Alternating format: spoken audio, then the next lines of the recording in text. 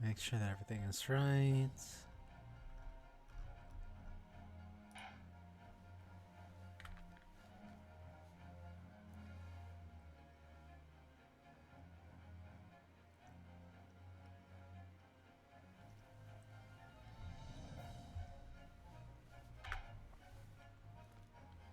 The Adventure of the Unbreakable Speckled Band. Ugh.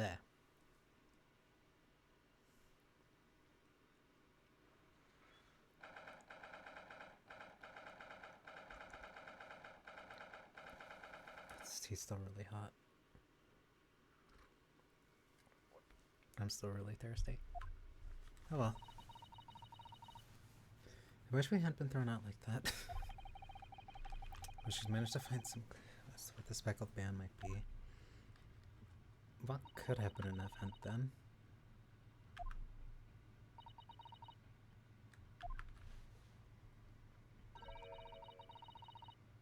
Yeah, he's not gonna let us in.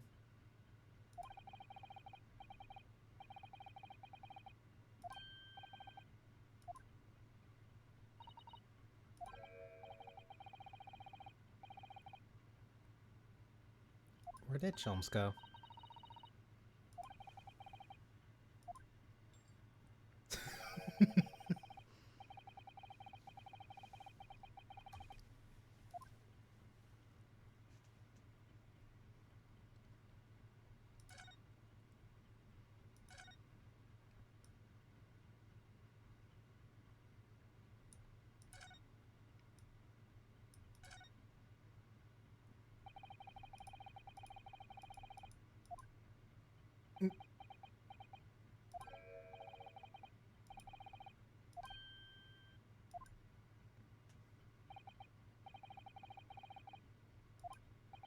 No, definitely not that.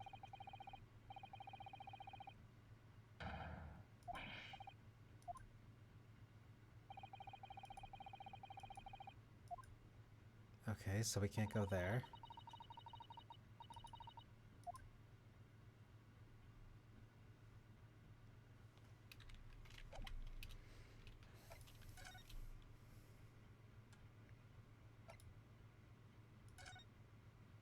I guess we goes back to Cosmos Cabin.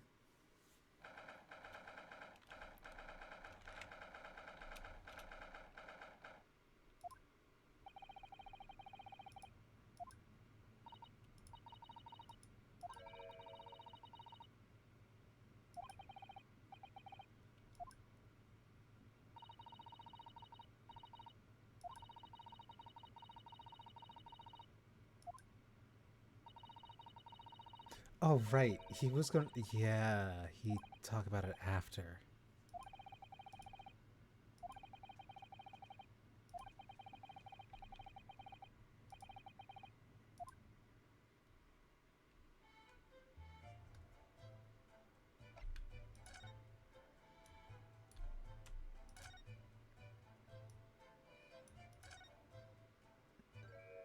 Oh.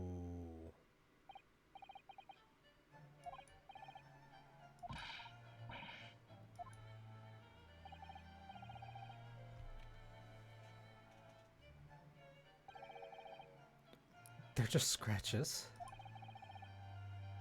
Your glasses are broken. He told me he'd pummel me with his fist and then toss me overboard. But when the pummeling was over in a flash, he must have decided against throwing me overboard. So it was nothing really. He did lay his life on the line.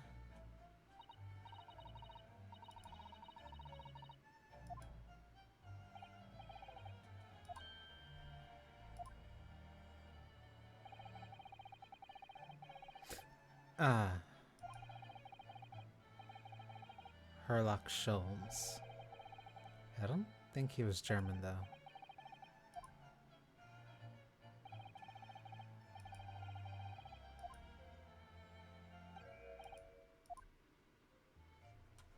The cabin next door.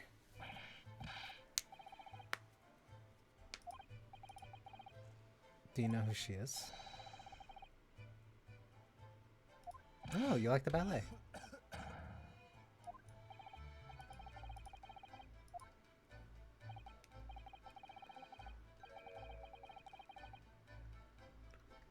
Hmm?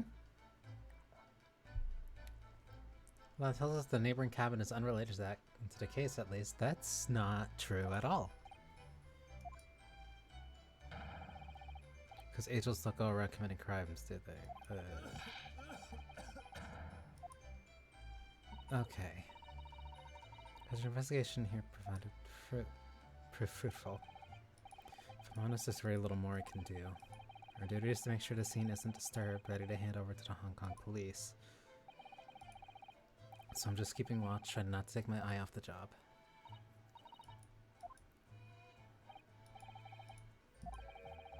I do have a small piece of new information for you. Oh?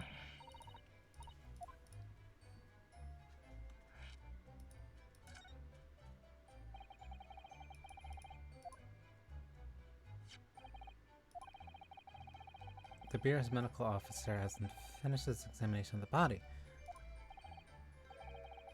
Cosmo's post-mortem report.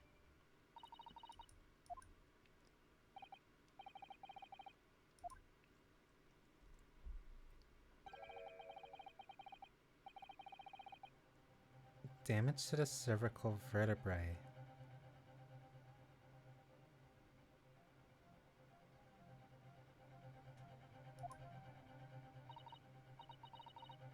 Yeah. Wait, what?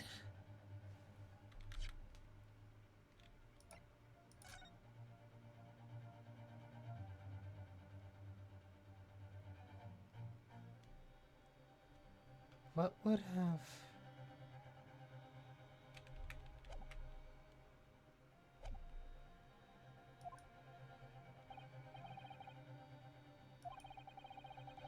There's no obvious wounds or other signs of injury, so at first I think they were considering poison. But it turns out they found no trace of poison in the system at all. Well, what weapon was used then? Nothing has been found as of yet, but the fact that there are no signs of a wound suggests it may have been a blunt object, something that wouldn't leave a mark.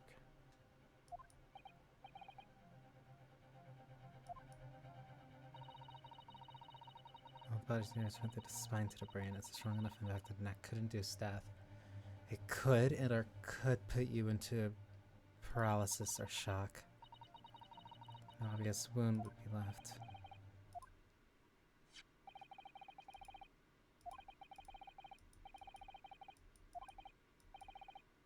Thank you.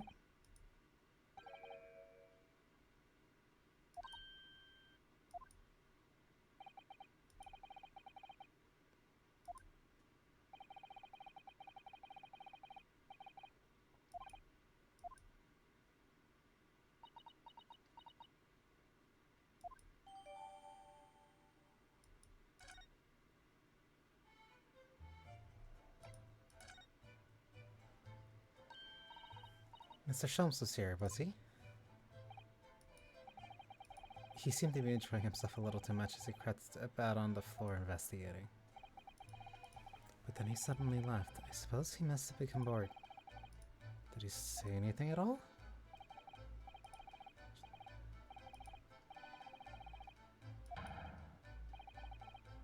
Shoe polish was all he said.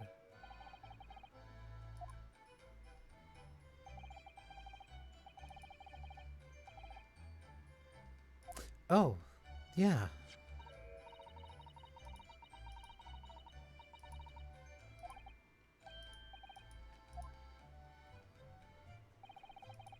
I think Mr. Shum's not that it's shoe polish.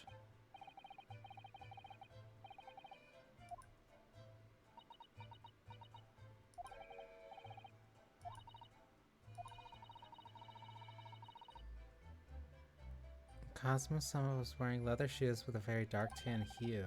Dark tan? Yes, a little like the color of red wine, but darker. I often repaired them for him. Oh, so... his shoes were tracked?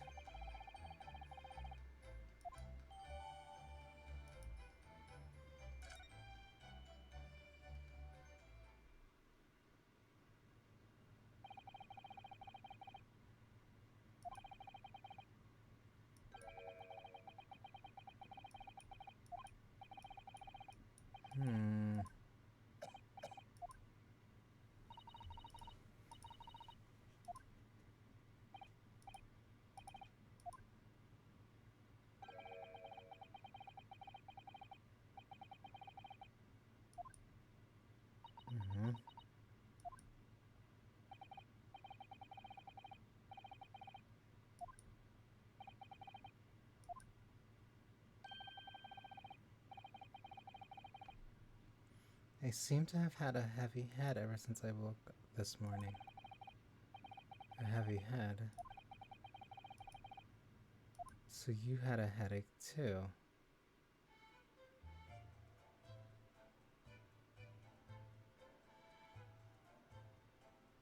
So that's two people talking about having headaches.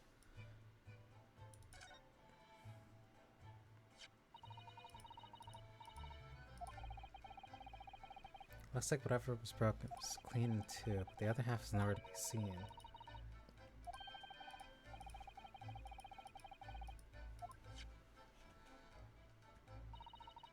I suppose it must be from Cosmos' shoes. Maybe, but what I'd like to know is, how can the detective be so sure that it's shoe polish and not something else? That's hardly a reason.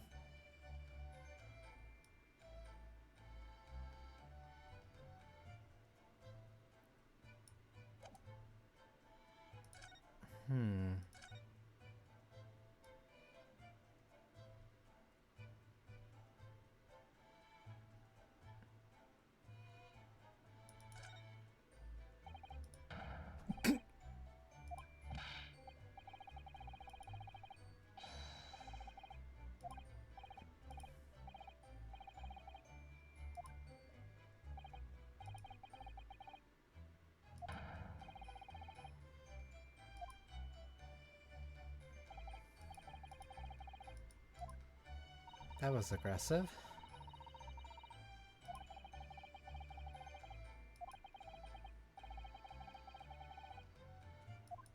Have to take him for a steak? That could be a very long time from now.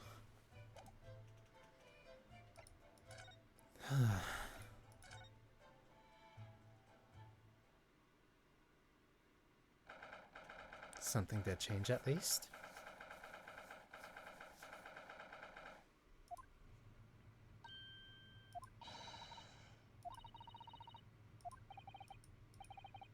Strong enough?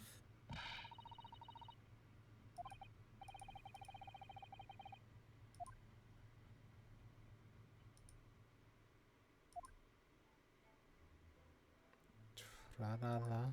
Huh? Did you hear that? It sounds like someone's singing. Tra-la-la-la. Oh. This caroling, I know that lark-like voice. Never mind that now. This is a golden opportunity for us. We have to get back into the room.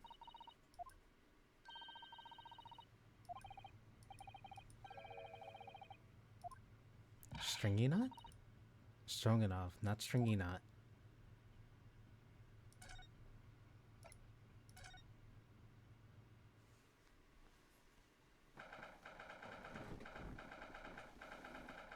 So the question is, what was the speckled band?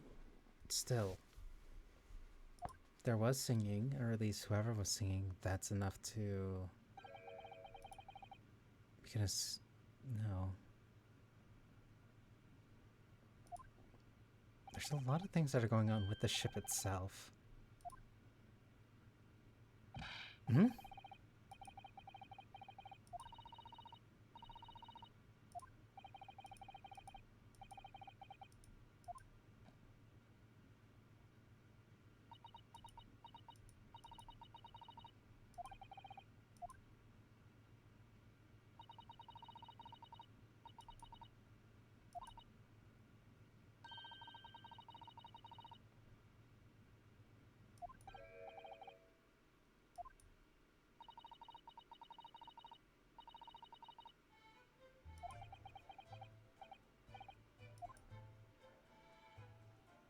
I like that determination. So her books are knocked over too.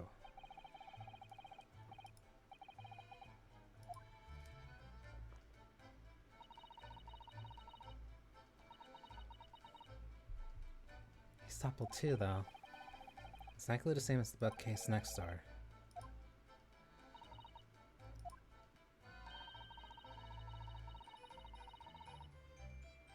No, it wouldn't have been something specifically in the rooms. Something happened to the ship themselves that caused it to fall to the left.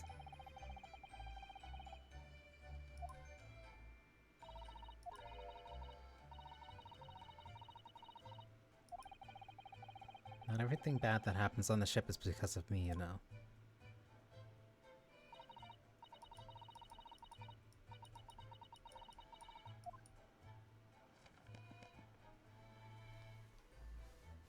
Those are all set.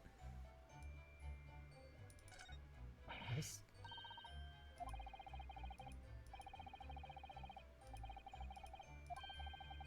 She was hiding her special friend in here.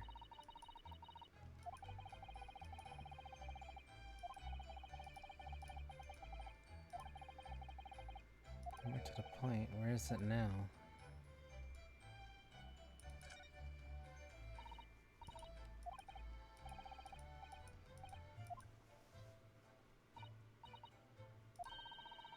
I thought you might have climbed into a wardrobe when I wasn't looking. What are you implying? Some strange compulsion to jump inside every wardrobe I see, you know?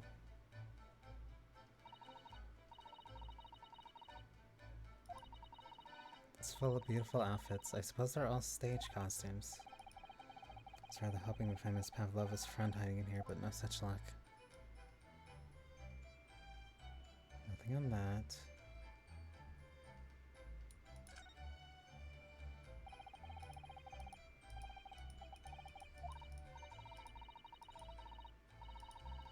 Charlie can occupy this cabin anytime at all, that's true. Wonder what kind of book she likes to read.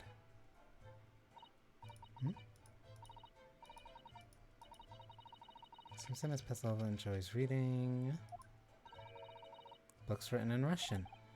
Thank you.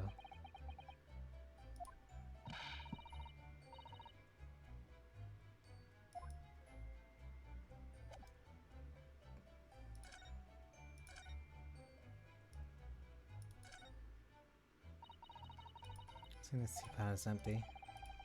So the natural conclusion is that the Russians are very thirsty people. Or because Miss Pavlova only came into this cabin last night, she hasn't had a chance to make any tea yet. I mean, it could be either. It's definitely that they're excessively thirsty. Why? You're rather abstinent, aren't you?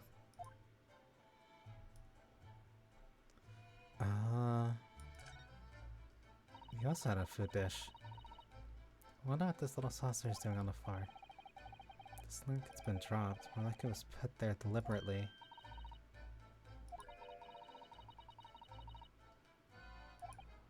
Huh? A leak? No.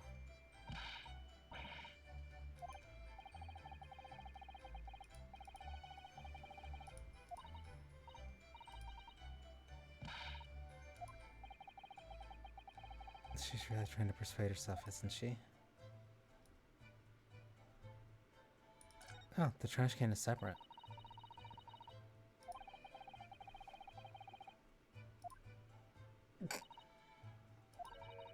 It's poor etiquette to go sifting through someone's rubbish, you know?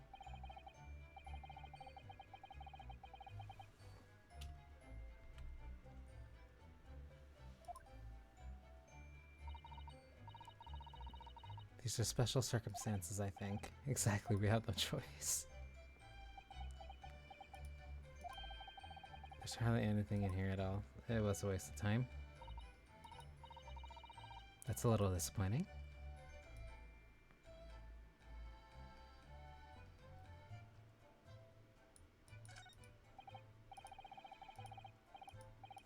The rules are displayed in this cabin as well.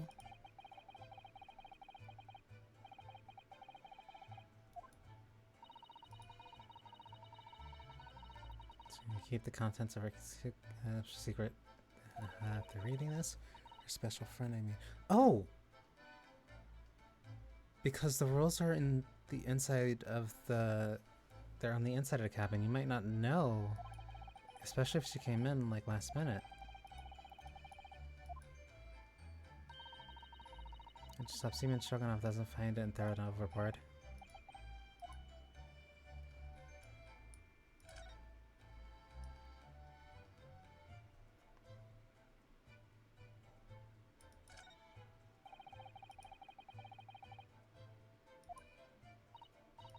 Yeah, it's the bell cord. I can't resist. Huh?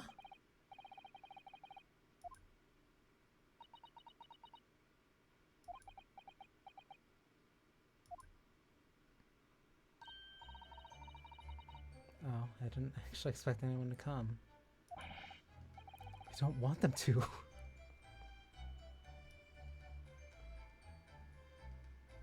So there's a bell cord right next to the bed, right next to the vent, above the wardrobe, and that's similar to the one in Cosmo's room. So this ventilator connects to Cosmo's cabin next door. Although with a full shipbuilder must be helping a ventilator in another room. So if there's a gas leak next door, the occupant of this cabin would notice and raise the alarm. Or the occupants of both cabins would die of gas poisoning. Last night, Cosmo wrote that he saw a speckled band coming out of this ventilator.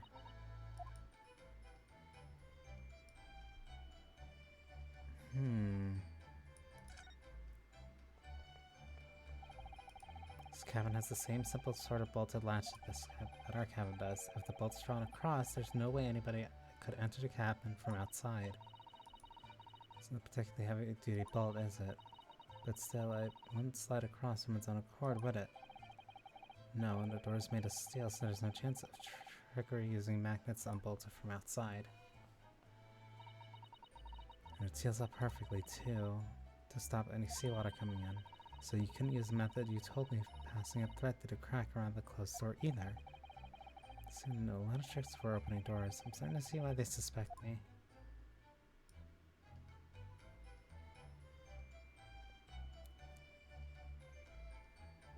Double checking.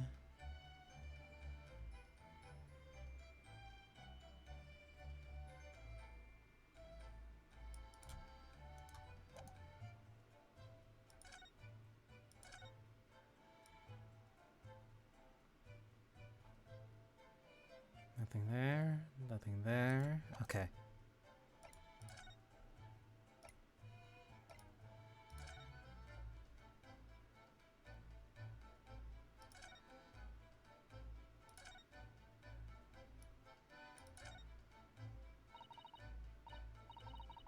It's a bell cord contraption, I think.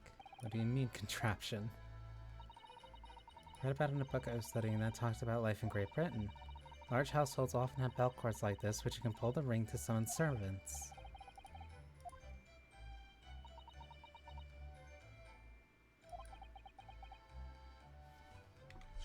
Wait a minute.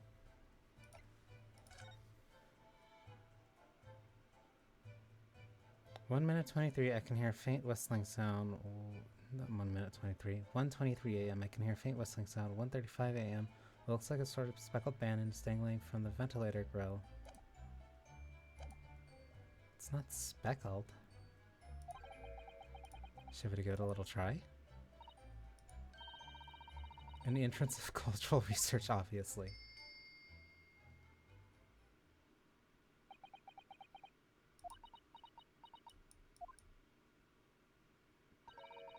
I suppose nobody comes from the Legion.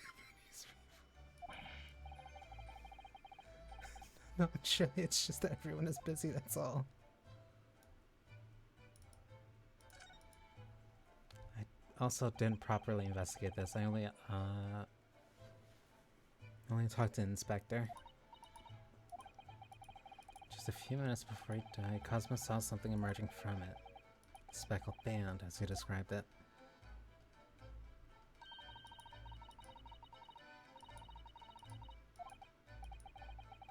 I wonder if she's telling us everything, though. I know most people aboard would say the same about me, but there's something about that woman that didn't sit right with me.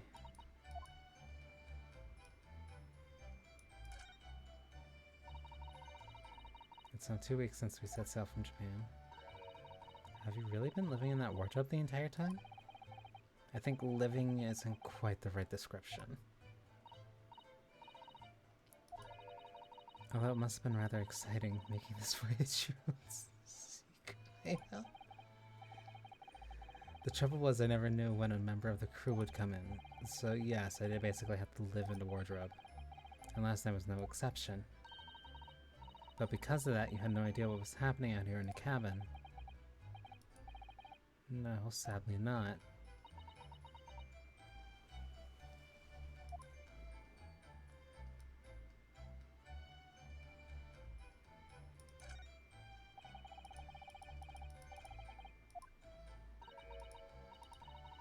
I can hear faint whistling sound. It looks like some sort of speckled band is dangling from the ventilator grill. Looking at his writing here on a page, it's almost impossible to believe that he's gone.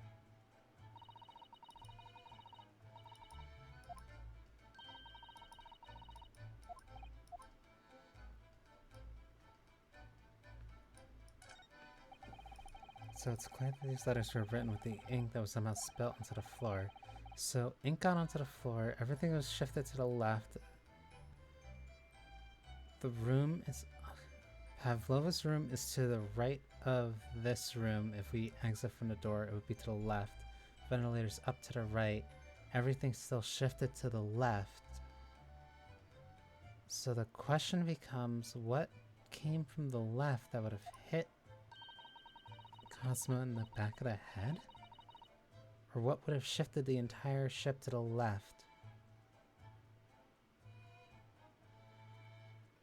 If the ship had to break...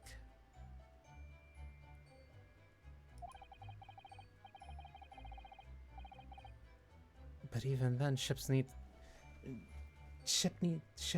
time to... They can't just like suddenly break like that, or at least I don't think ships could have been able to suddenly break like that around this time period. They would have had to have slowed down. There's nothing that they could have done that would be like an instant car stop. It's really unambiguous. It should spell out by name, don't you think? One fact remains. It's hard to imagine a Cosmos-san would have written his last words or word in Russian.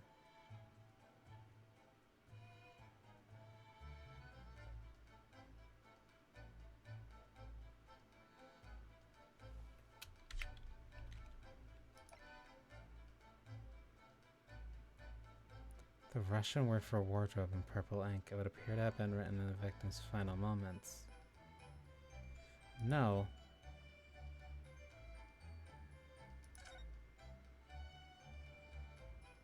Cause of death. Damage to the cervical vertebrae resulting in instant death. The victim's neck was almost certainly broken as a result of a strong blow to the area. No obvious external injuries or traces of poison. No, that was planted. He couldn't have written it. Wrote it.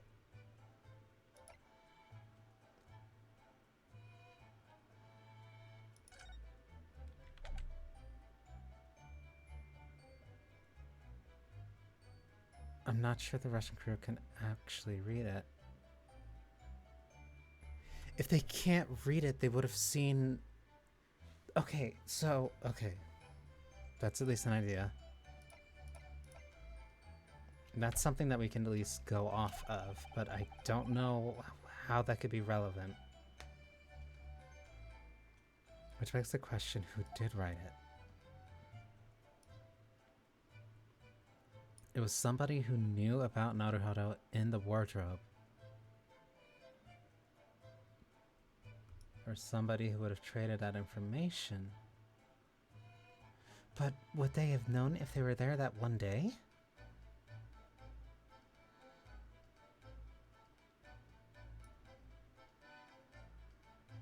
No, there's too many things that aren't adding up.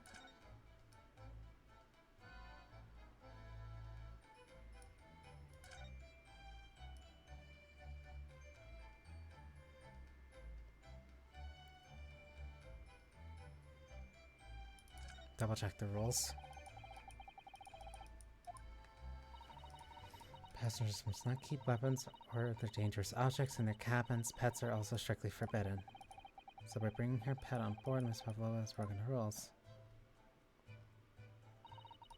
She called that her friend, didn't she? Yes, although we don't know what this form of friend takes as of yet. I'm almost certain that whatever it is, it's inside the traveling case in her cabin.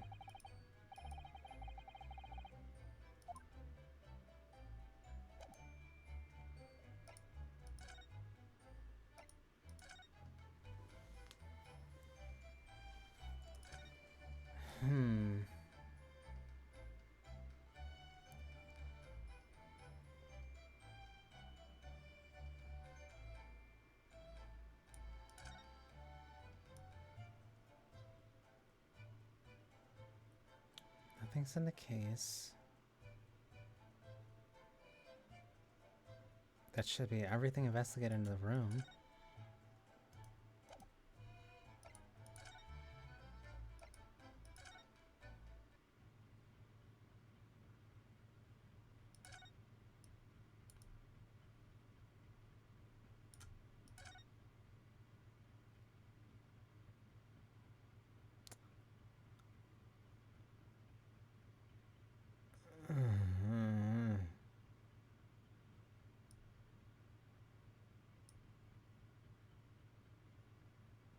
Okay. You never know where he's gonna turn up next, do you? He seems to be stealing a look at something as he sings to himself.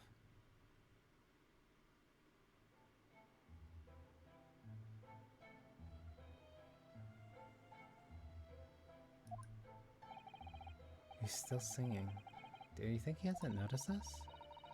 Or is he simply in high spirits? Extremely high spirits.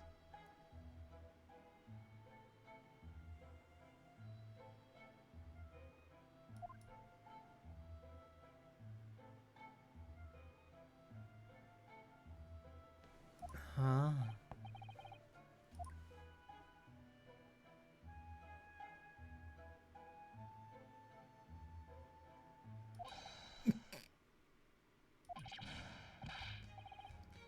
You wanna fight?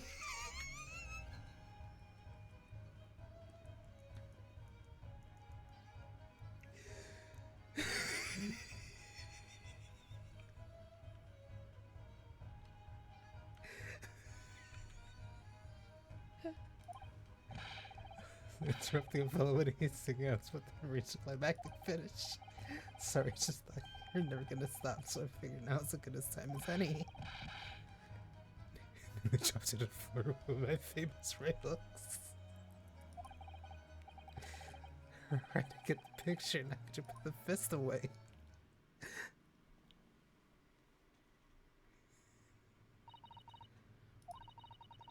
You seem to be examining something before we interrupted you.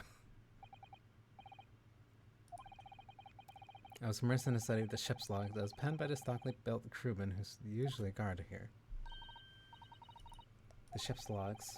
You find anything useful from it?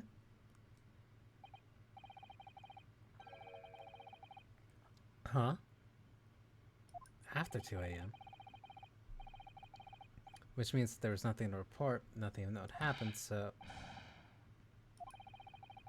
You truly are a student from the land of the rising sun. You've been utterly blinded by it. Your logic, my boy, is inverted.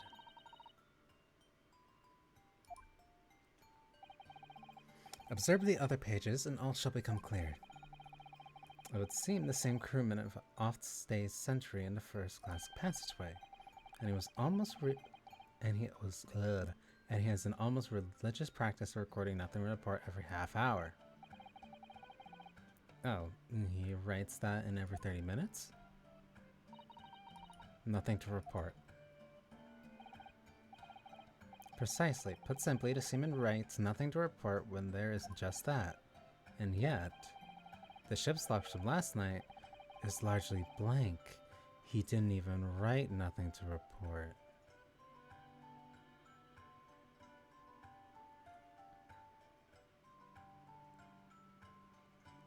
There not being nothing to report means the opposite, that there was something that was going on at that time.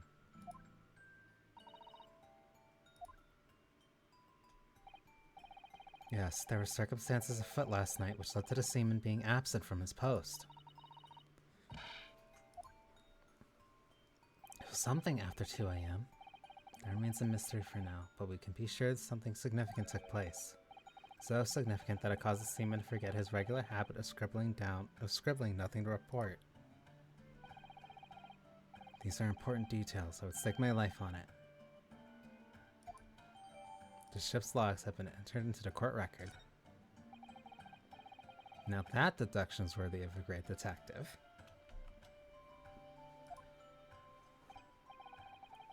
And you're starting to understand what my way is, I see. What makes Sholmes brilliance.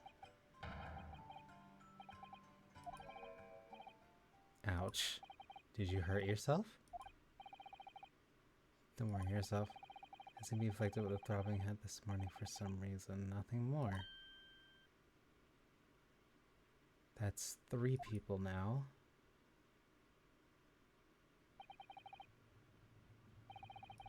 Until our next encounter. So why would 3 people have a headache? Can you understand a passageway? Is something wrong? It's just... well, I feel the same. Ever since I woke this morning, I've had something of a headache. A sort of continuous throbbing. You too.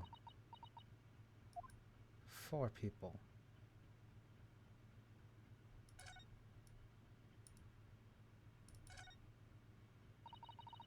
The door leads to the second class area.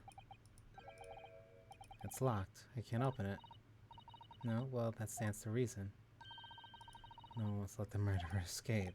Gosh, she gave me a very stern look when she said that.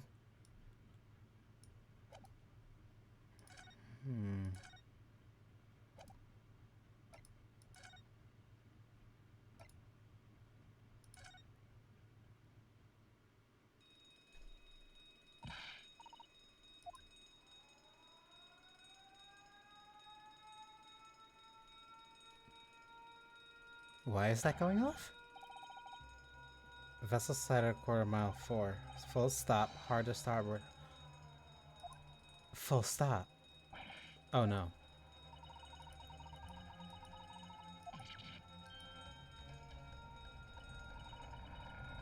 I can't stand.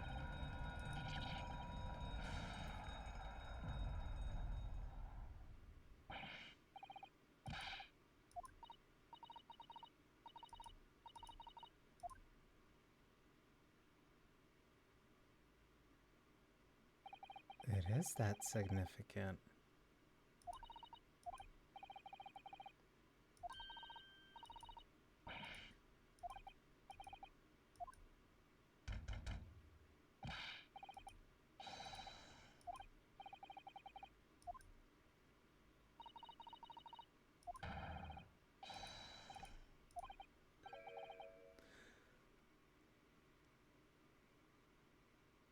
The bolt slides closed. It's not a locked door murder.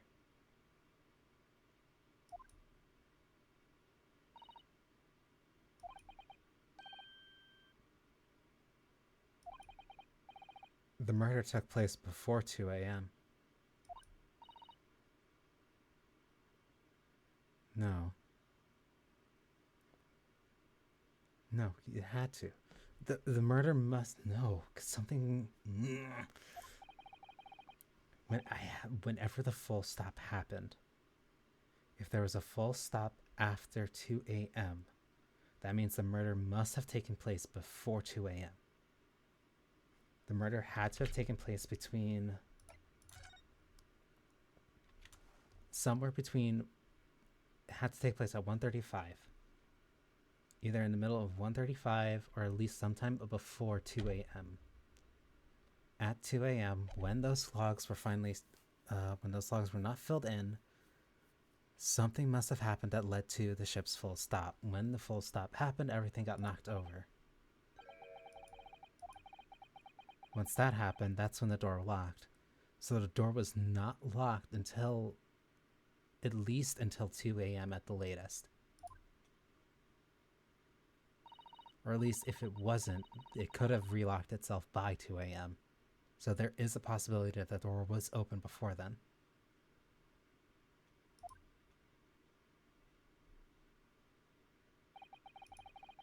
Better tie this place up first. A violent emergency stop had solved one mystery at least, in a very vivid way.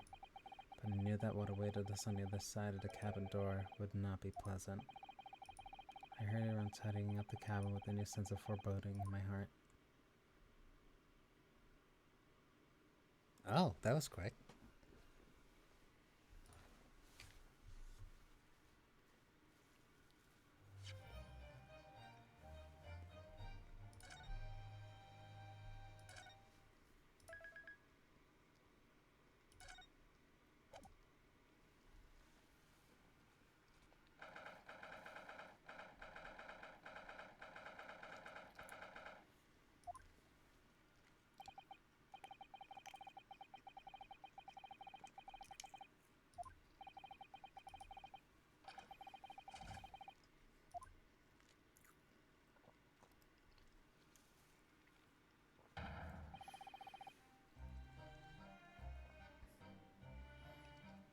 So you knew this was Pavlova, huh?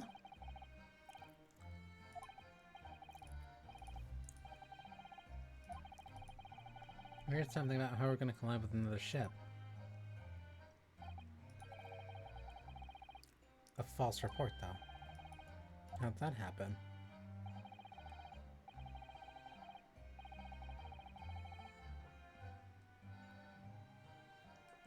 So was the human error. So anything resulting in a full stop would cause that to happen.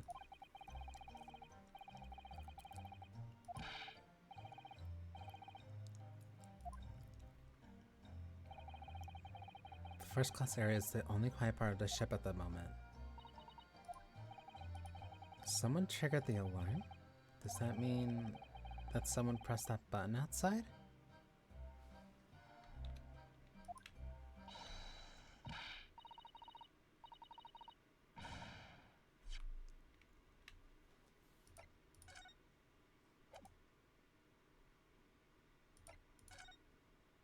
I can hear a faint whistling sound.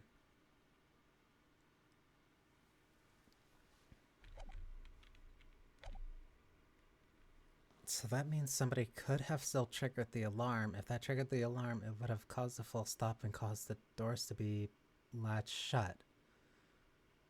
However, somebody would need to know that that would happen. Not only that, whoever was there, the guard would have had to be gone.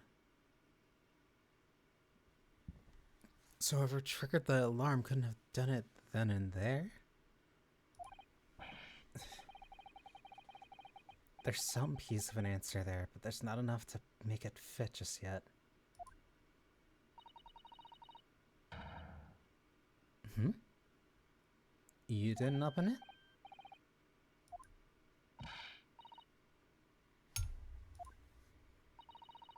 It was already open when we came in.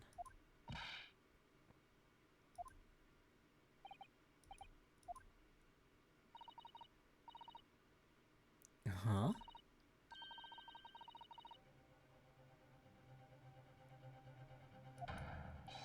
Oh.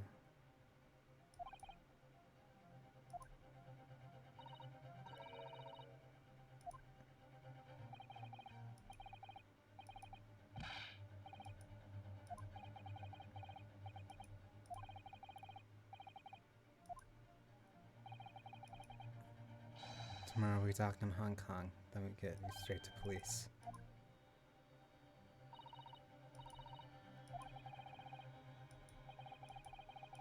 I really have no jurisdiction here.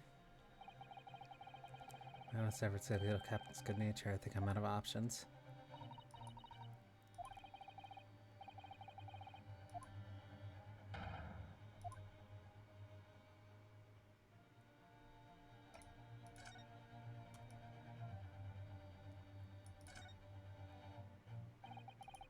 You got yourself into a difficult situation here by entering this cabin uninvited, I mean.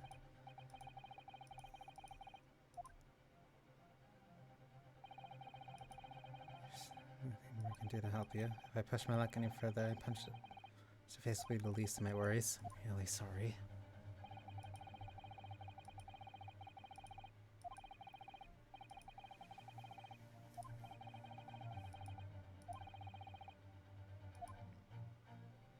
I need a savior.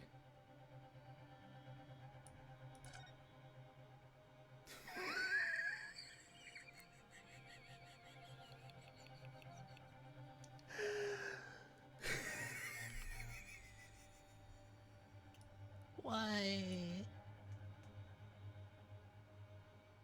Can you not be extra for 5 seconds? What are you doing up there? Why do you have the tiara?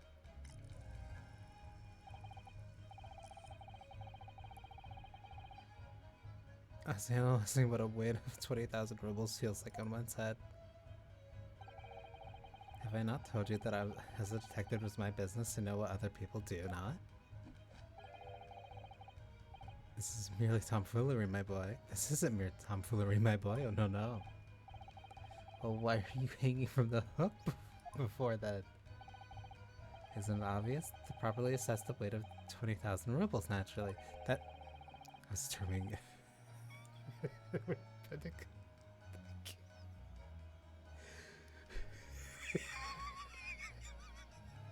love that animation. If it would have been a conceited looking hook on the wall so full of bragging mouths. I don't know whether to take this man seriously or not. I confess I've been looking for you. I have something to report to you most urgently. You might try looking for me somewhere else other than the hook on the wall next time. What is the report? Speak. An urgent report from a great detective can mean but one thing. Yes. The case of the curious murder that took place last night here on this vessel, the steamship Yura, has been solved. By me, naturally.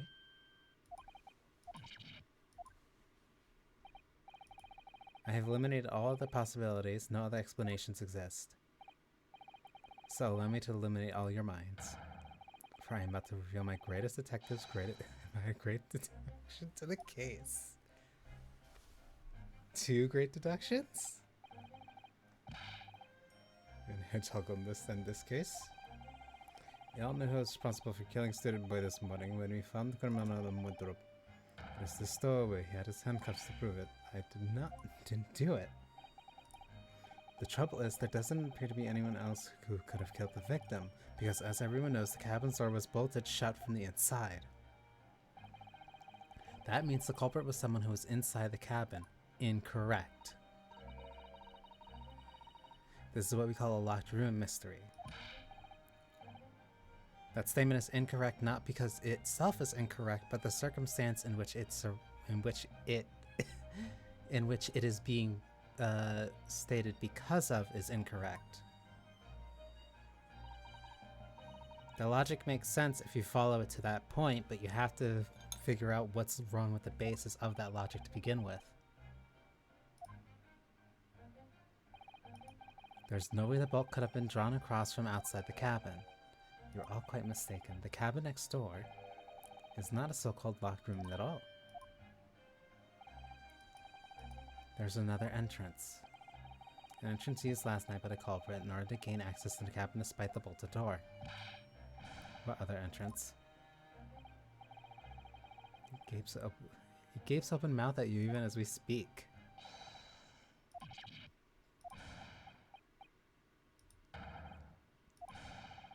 Can't even put my arm through that hole. That's because your arms are thick as tree trunks. You're suggesting that the culprit entered and left the victim's cabin through that tiny opening. That's not possible.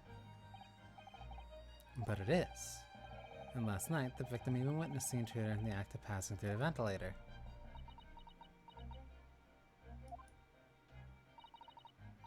Mr. Sholmes, do you mean... Are you referring to the words Kasuma wrote in his diary? 1:23 a.m. I can hear a faint whistling sound. 1:35 a.m. What looks like some sort of speckled band is dangling from the ventilator grill. Precisely. But what does it mean? What is this speckled band? The answer to that particular conundrum is in this very cabin.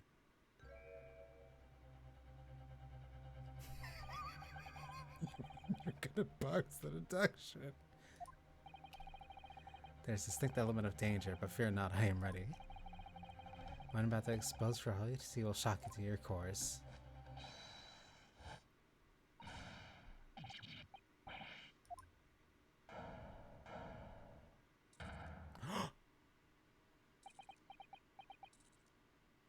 The snake. Allow me to introduce you all to the band. The speckled band. A snake? Indubitably.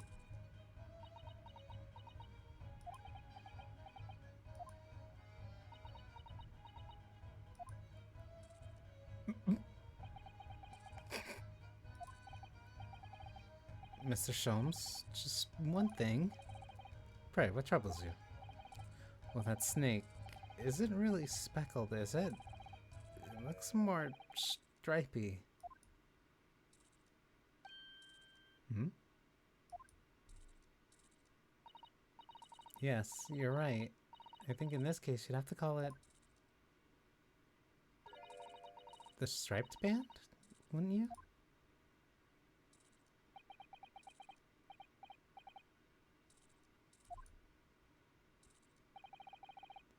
You both see and observe with distinction. However, do you not think that this is precisely the trap into which the culprit wishes you to fall? Huh?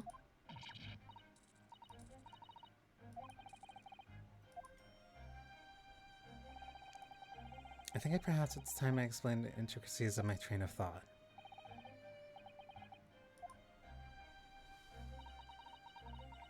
I'm sorry for the young man who died, but that is all. His death has nothing to do with me. This whole situation has nothing to do with me.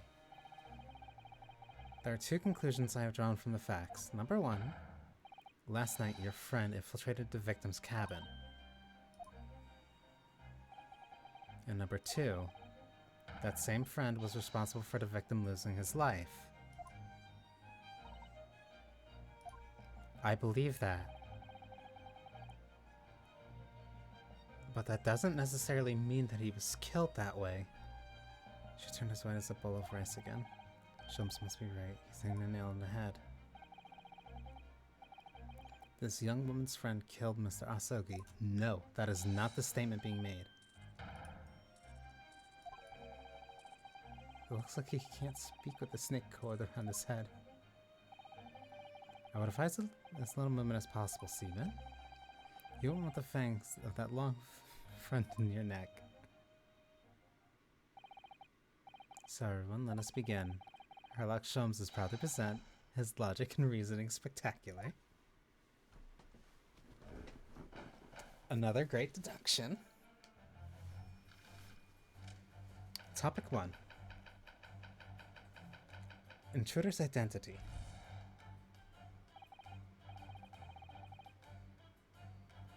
Some moments ago you claimed to follow it. Okay.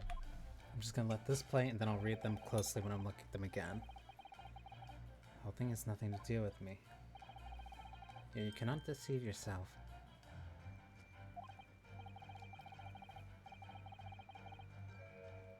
Your aching heart smarts with pain?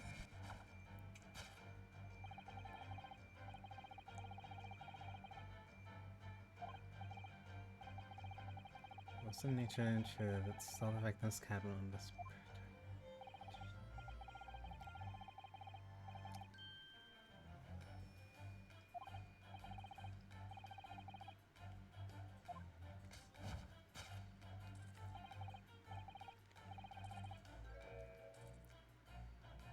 No!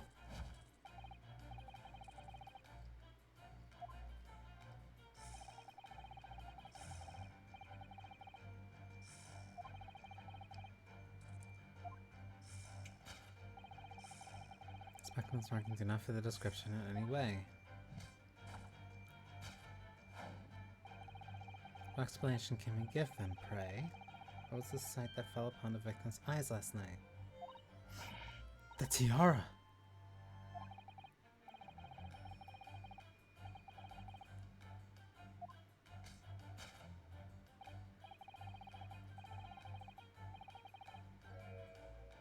Snake's slow skin.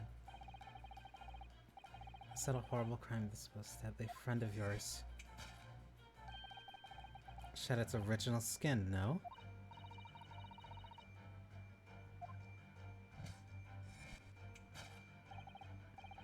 Last night through the ventilator visible in this cabin, you then speckled friend slithered next door.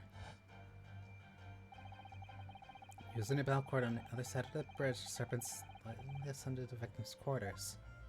No, you never saw the autopsy report! In a dim light appeared a young man, gentleman was supposed to lose his life. The nature of the friend of yours, which last night infiltrated the scene of the crime. Is a rare breed of snake whose markings change each time it slows its skin. A snake so dreadful we can only imagine it would be found in the deepest depths of India. You're so off.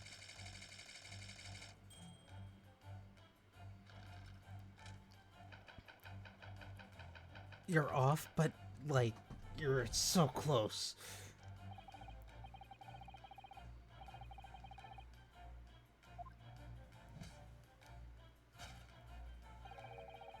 How did this young man lose his life, and why?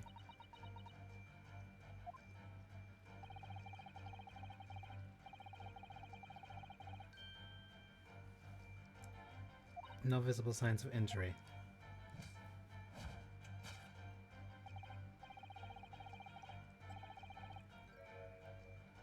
Explained by a terrible venom. No.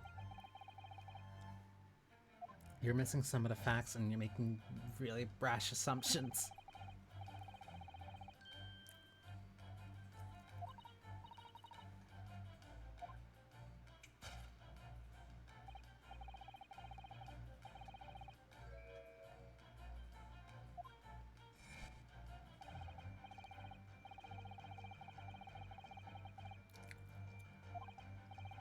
There are no puncture wounds.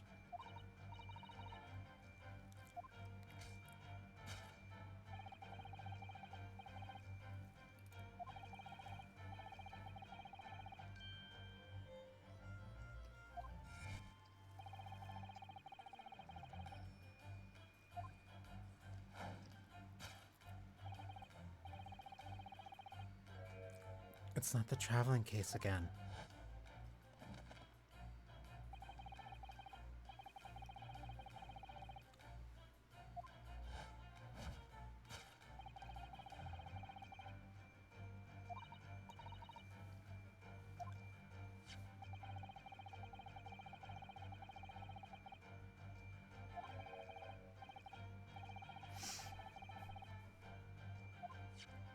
The whistling sound?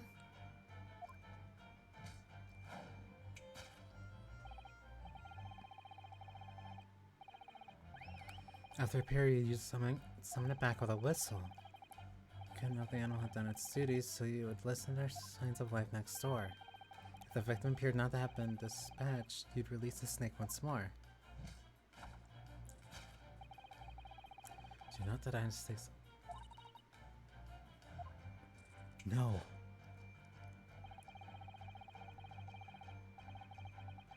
He has parts. He has the right answers, but for the wrong reason. Like, his reasoning is right, but he has the wrong answers to those reasonings.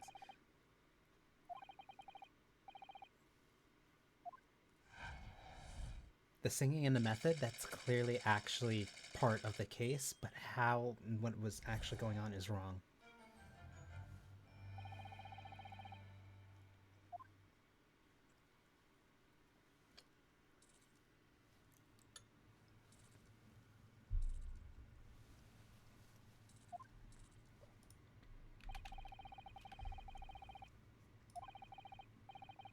There on the far, you'll observe a saucer of milk. This promised is likely key to training any creature.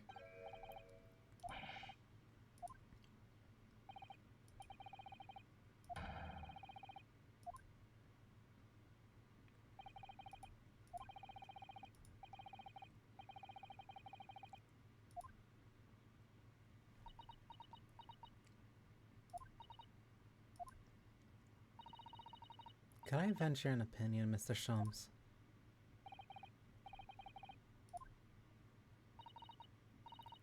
About your deductions before. Some things don't quite make sense to me. Thank you for having more than 3 brain cells.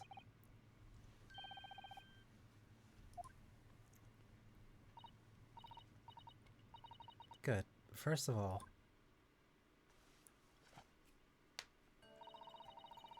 snakes are egg-laying creatures, part of the reptile family.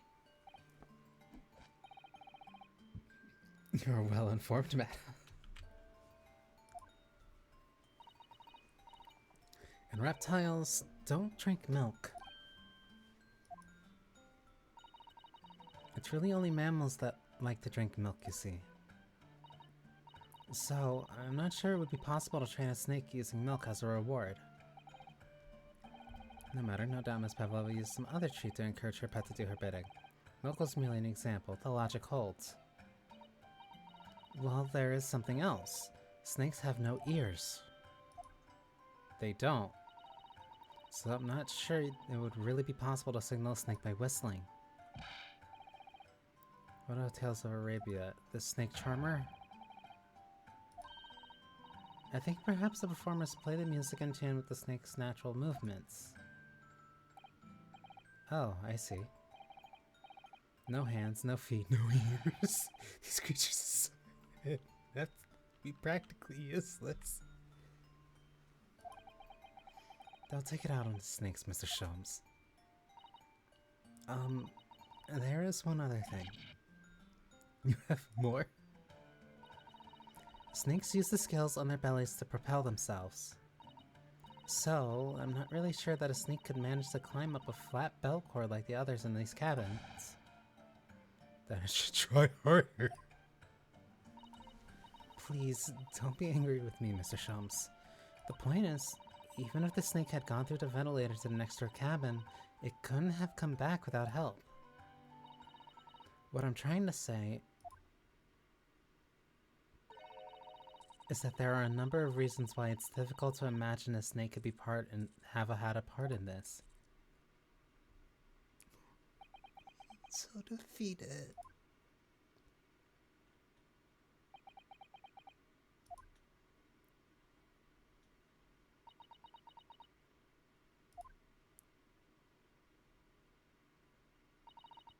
I think we need to step in and help again, Mr. Naruhodo. You don't mean we need to modify Mr. Sholmes' latest deductions to turn them into great ones that they ought to be.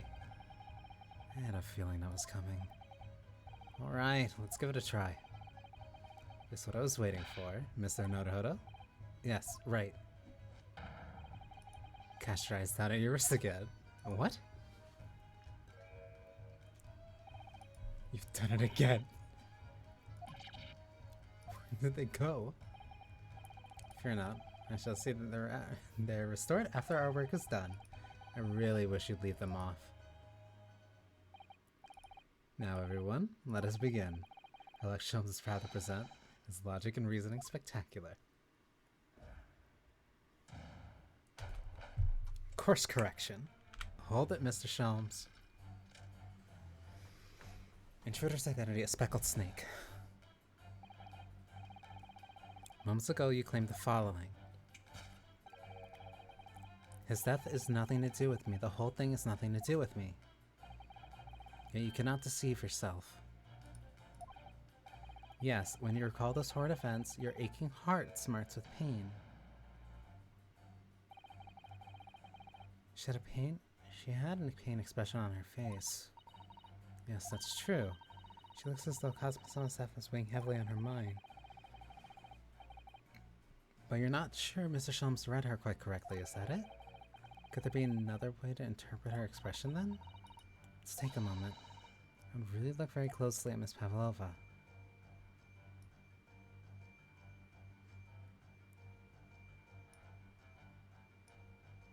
Her friend was a cat.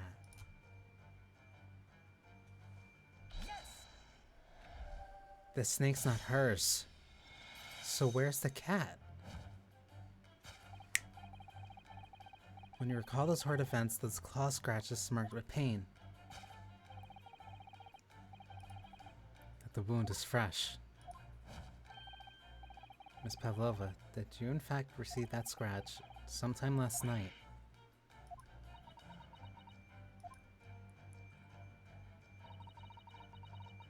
When I think about the young man who died next door, I feel so sad. And when I'm sad, the pain from this wound is worse. And it's that very pain that evidences your inexcredible link to the victim's death. So we ask, what was the nature of this intruder that stole the victim's cabin on this pretentious night? Well, naturally, it was the friend that which you boarded this vessel. It was the friend with which you boarded this vessel, was it not? Another telltale glance. Without a doubt, your friend is the writhing serpent we see before us. Incorrect. It seems likely the scratch mark on the back of Miss Pavlova's hand was made by this friend of hers, doesn't it? Except snakes don't have claws, do they? No, they don't. They don't even have hands or feet on which claws might grow. Well then, if the snake isn't her pet, what is? What's the true identity of this friend of hers? We should follow her gaze, Narada-san.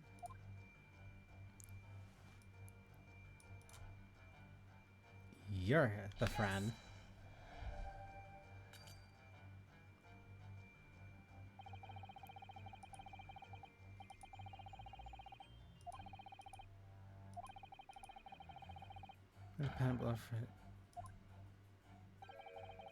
That deduction was wanting in every way. Yes, I was wanting you to hear it. I'm quite proud of it. I find myself wanting never to have heard it. Quite pained by it, in fact. Sorry. Let's try again. Okay, so those do have those health bars.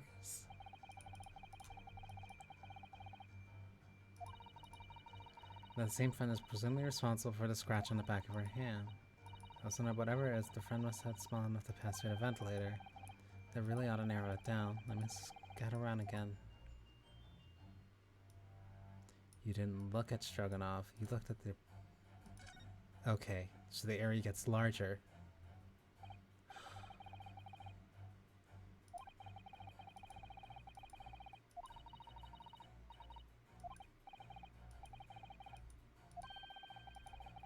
Is it the little black creature he's holding that caught my eye? Maybe we better take a close look at this.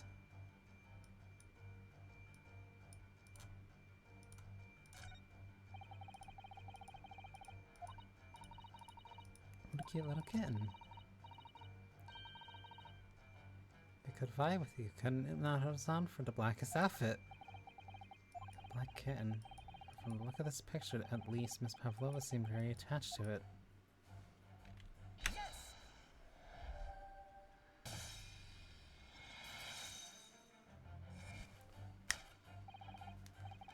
Without doubt, your friend is a little kitten we see before us. The scratch on the back of your hand makes that abundantly clear. That's why you're constantly covering your left hand.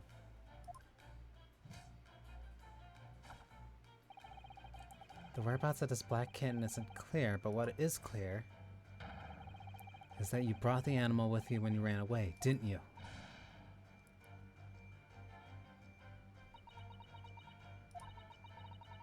Darka is my best friend. I couldn't leave her behind. Darka would appear to be a Russian blue. And yet, that fact leaves us in this quandary. The victims were in observations on the night in question tell us of a speckled band, whereas regrettably,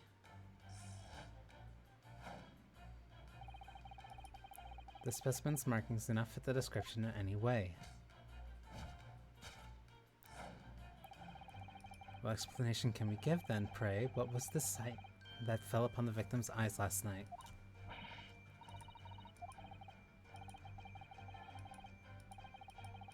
Hiding behind your back. You're trying, but failing to conceal, can only be the snake's skin. It can't be the snake's skin anymore if we know that the snake's not hers, and it also doesn't matter if it was a snake's skin or not. The snake is not relevant to this case right now. What matters is what she's actually hiding. If she just left it in her pocket, no one would have known.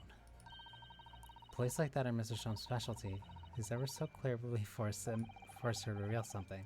I thought deduction was a specialty, or maybe making me believe that was a ploy too. Anyway, I find it hard to believe that the skin of a snake.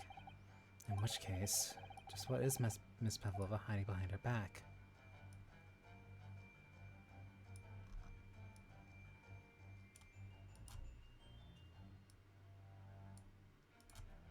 A flute?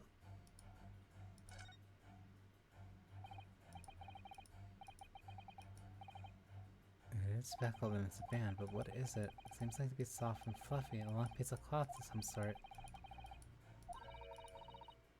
I think it might be a cat's toy.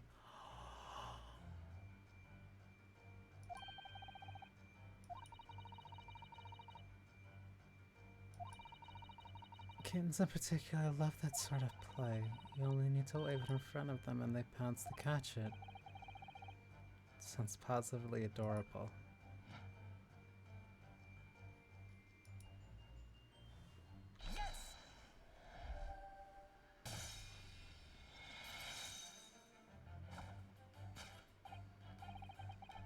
The thing you're trying but failing to conceal is a cat's toy?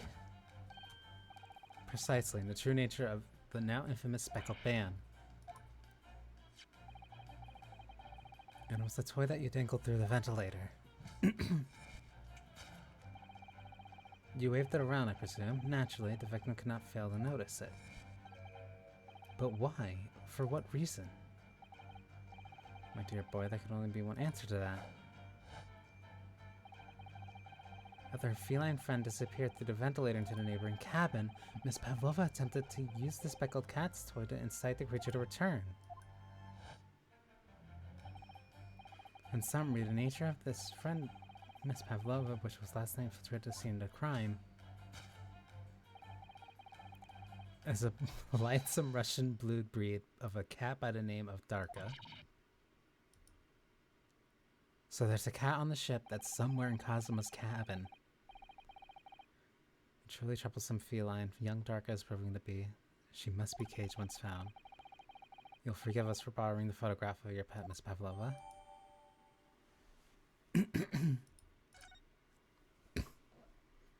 So that's seduction 1. It was after I gave her food last night. That's when it happened. She scratched the back of my hand and then ran up the bell cord. Before I could do anything, she had disappeared through the ventilator.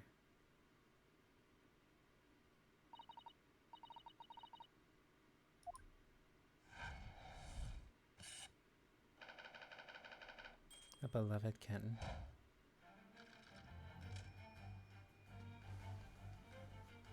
She is innocent.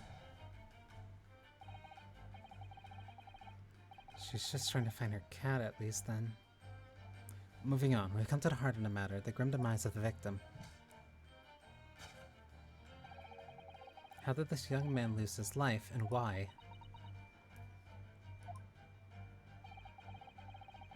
According to data of which I've been appraised, it would appear that there's no visible sign of injury. In fact, the circumstances of the victim's death can only be explained by a terrible venom. Incorrect. What Mr. Shump says is true. There were no signs of a wound anywhere in Kazuma-sama's body. That's right, but Mr. Shump seems to be unaware of one very important detail. Kazuma-sama wasn't poisoned. Yes, it would seem so. Let's give him that information he's missing now. The postmortem report?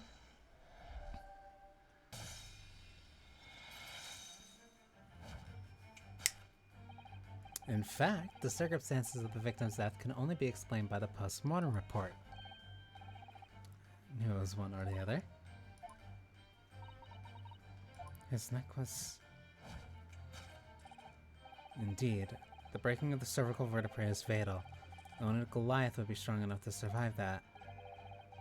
This Seaman Stroganoff isn't some immortal freak, you know? The jury is out. Anyway, we have a good authority that the victim's neck was broken.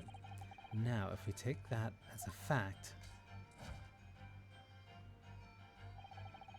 we can reasonably imagine that the remaining evidence to affirm it at the scene of the crime.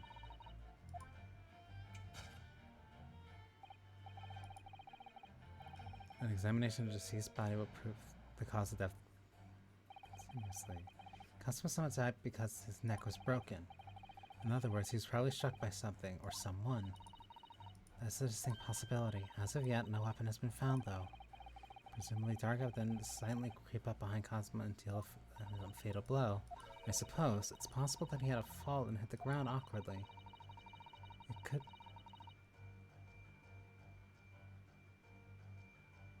could have been a terrible act of misfortune that he broke his neck completely by accident.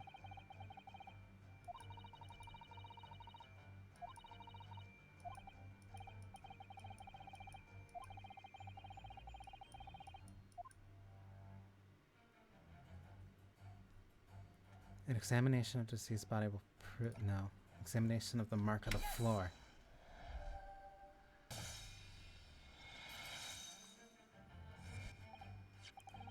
An examination of the mark on the floor can prove that the cause of death concisely. This particular mark, so presumably visible next to the victim's body, is a deposit of shoe polish. Shoe polish? Indeed, positively identified by the little analysis device I constructed, which I carry now as a matter of course. Beeswax, tallow, and dye were my results. The undeniable ingredients of shoe polish. And the color of shoe polish is a perfect match to the color of Mr.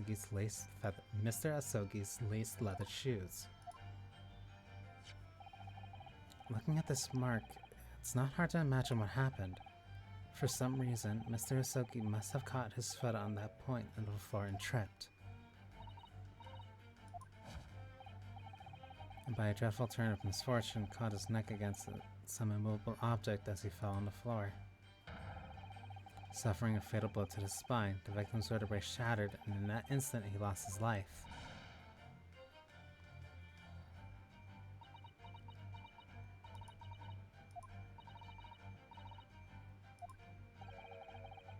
Is that really true, Miss Pavlova? What about the evidence left at the scene where Mr. Asogi lost his life? Facts are as clear as day to me. You only could conceal incriminating evidence. But now your involuntary glance betrays the hiding place you chose. You had the evidence that links you to the victim's death in a traveling case. Incorrect. I don't believe it. Cosmo someone merely tripped over it and now he's no more. It can't be true. I refuse to accept it. I know it's hard to believe, but the mark on the floor does seem to suggest that's what happened. And if this part of Mr. Holmes' deduction is right, Miss Pavlova is trying to hide some evidence that would prove it.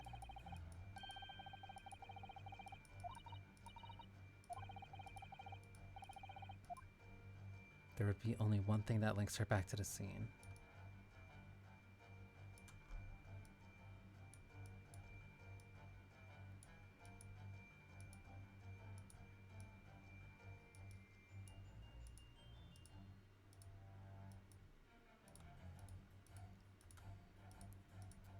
Still a tiara again?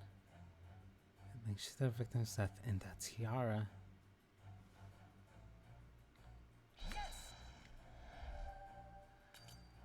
That doesn't make sense, though.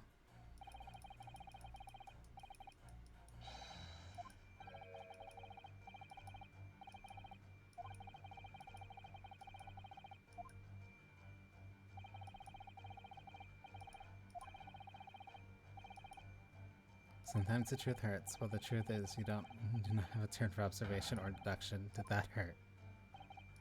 Yes, a lot.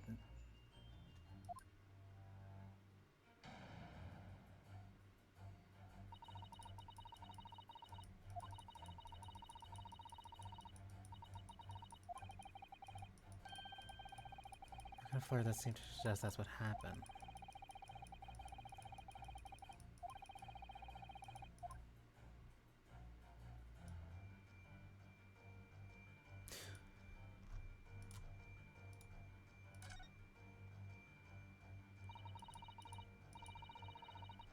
Okay, I have to look under the text box sometimes.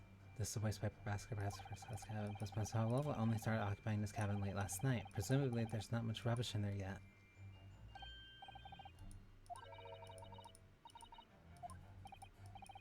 It is, and I feel like I've seen it somewhere before.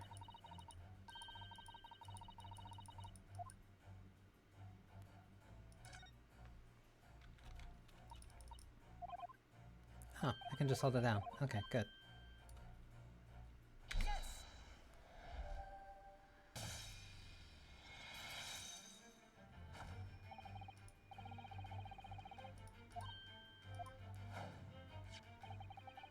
Here we have a fragment of some intricate glass object, it would seem, one that has a familiar air, in fact. Precisely. We found another piece of broken glass on the floor of Mr. Asogi's cabin. And as you can see, the two pieces fit together perfectly. So, Miss Pavlova, shall we consider what this tells us? Why would it be that part of this glass object, which was evidently broken at the scene of the victim's death, should be found in a waste paper basket in your cabin?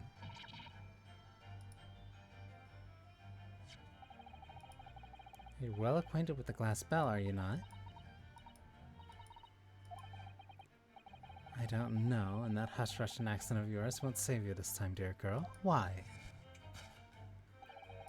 Because we have conclusive evidence linking you to the bell in question.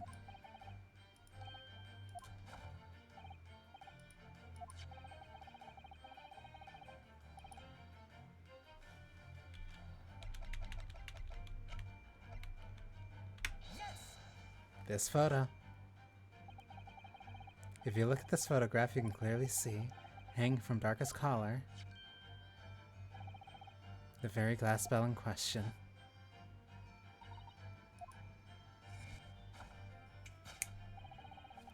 The truth has caught up with you, Miss Pavlova. The young man who has lost his life last night did so after a truly inauspicious fall. And the cause of that fateful stumble?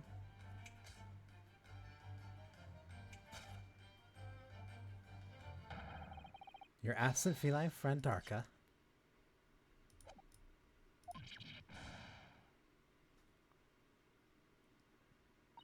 That is our assumption.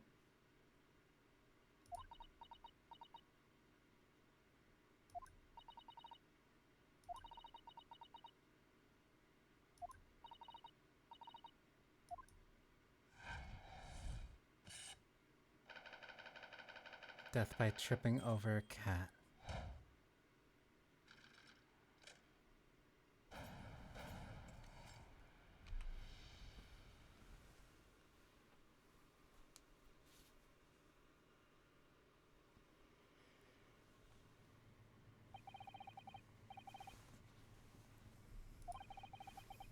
Tell us exactly what happened last night.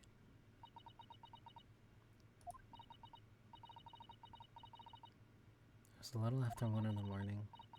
It was so late, but I hadn't had time to feed Darka, so I gave her some food. And then, all of a sudden, she scratched me and jumped out of my hands.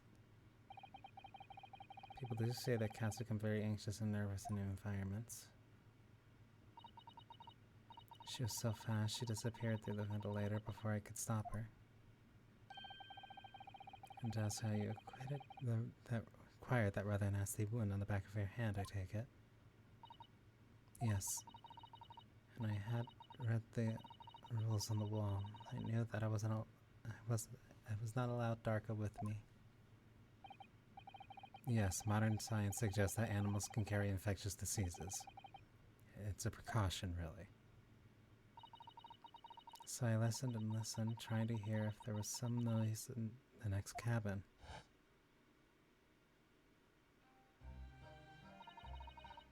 It was very quiet. I was sure if someone was there, he must have been sleeping.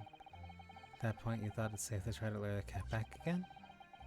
By dangling the end of the toy through the ventilator into the adjoining cabin. Darka always loves this toy, but it didn't work. Nothing worked. I tried using her favorite toy. I tried whistling to her softly, but nothing. She didn't return. So the faint whistling sound Cosmo wrote about in his diary was Pavlova trying to retrieve her pet. Cats have a propensity to remain hidden in the shadows when frightened.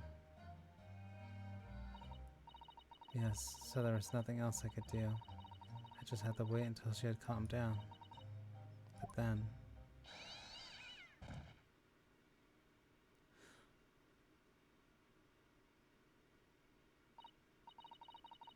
I nearly passed out with shock.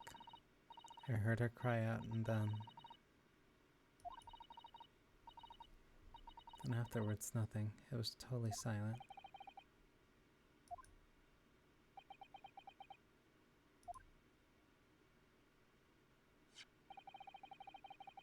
From the appearance of the brown mark on the floor, it seems likely that what you heard was the victim stepping on the glass bell and tripping up.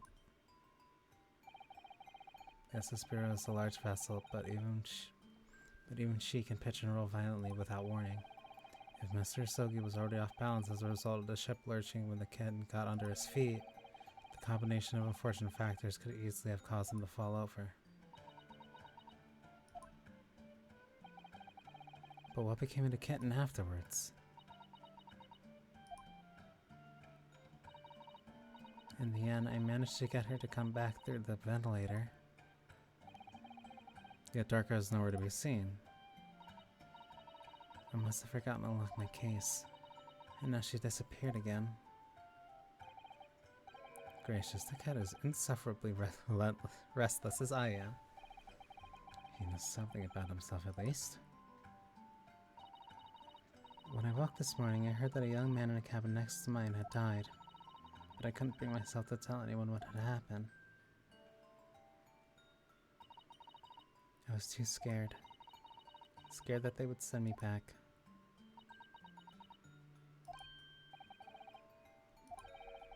What about the snake? If the snake isn't your friend, Miss Pavlova, then whose is it and where did it come from?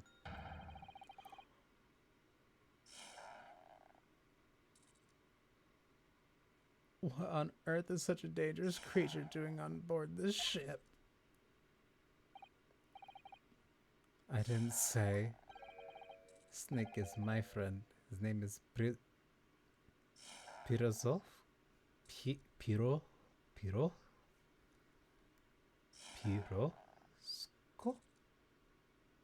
Pirosko?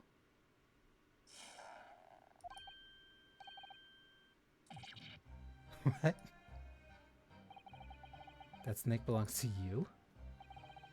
He escaped from cage when emergency sound alarm. An emergency alarm sounded. I was looking for him. I did not expect to find him in here. Yes, how did that snake get into this cabin? But animals are not permitted on board. Ha! We are in the sea for 1 year. You want to be so long without a close friend, without someone who understands? Couldn't you find someone a little more human who understands you better? But my dear burly fellow, a gargantuous venomous snake, surely you can appreciate the danger you're putting everyone in. No venom. Pruskov does not have venom. He is harmless, very long but very gentle. He is adorable, like Granny. It's venomless. Yes, now he is hungry, so he is in bad mood. But once I feed him, you'll see him big smile. You will see big smile. And you feed him what? Milk, I suppose? Like they say, milk chickens ridiculous. Next that drink milk are only in stupid stories. Pruskov eats mouses! That's why the rat trap was outside my door. Is that the mouse trap in the passageway out there for? Of course. I was gonna catch my friend's favorite food. Nothing says top of the food chain like a look in their eyes right now.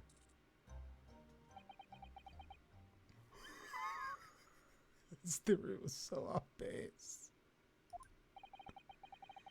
It refuses to drink milk, it can't hear a whistle, it can't climb up a milk horn, and it's not even venomous. What kind of snake is it and what is it good for? Something so inevitable in the starring role. It is not my fault, I do not make up stories. My press call has nothing to do with this incident. So that's what happened. That's the truth behind my best friend's tragic death.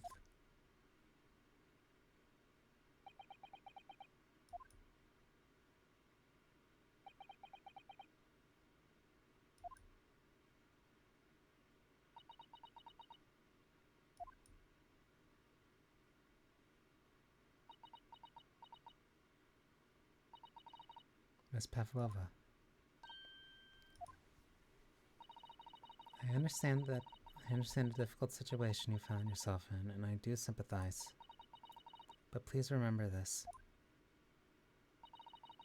A young man lost his life. If you're going to attempt to cover up your guilt with lies, then no matter what the circumstances, I cannot forgive you.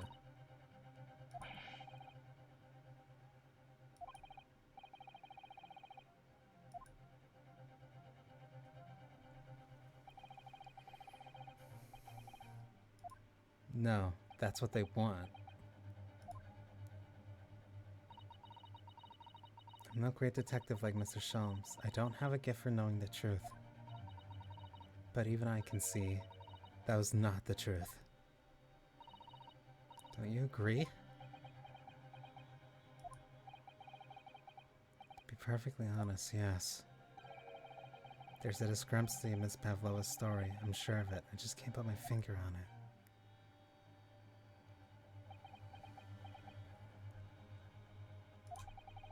I confess. I was intending to let Scotland Yard deal with any outstanding issues on this matter. I'm only present here for a very specific reason. The truth is, you, Mr. Naruhodo, are simply a distraction. A distraction. I do hope you've not been finding your shackles too uncomfortable. You put them right back on. Thank you. Alright. Especially as they're on your wrist as a result of my intervention. I was rather hoping I could resolve matters before we made our next port call. You were, Mr. Sholmes?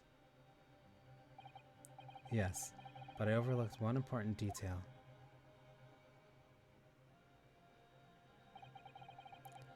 The deceased young man was a very close companion of yours. Was he not? Yes.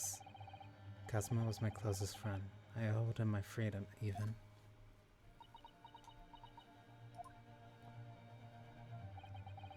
In that case, we must follow this to its conclusion.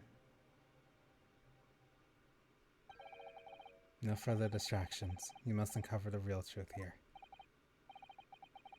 Whatever that may be.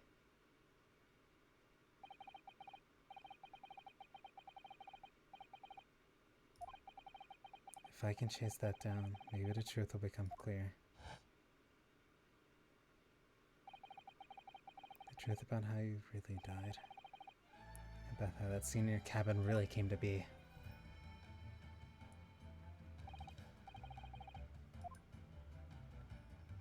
I'll see what I can do.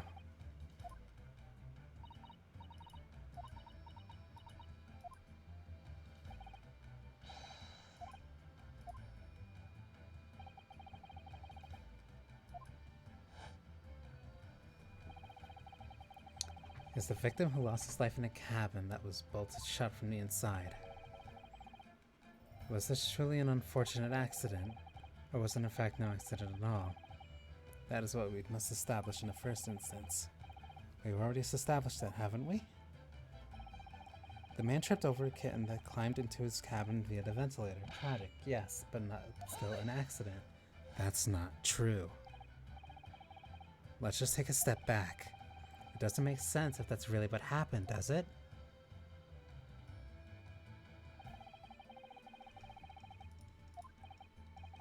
Yes, it's starting to take shape now.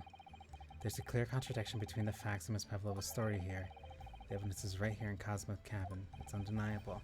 His death couldn't have possibly been a mere accident.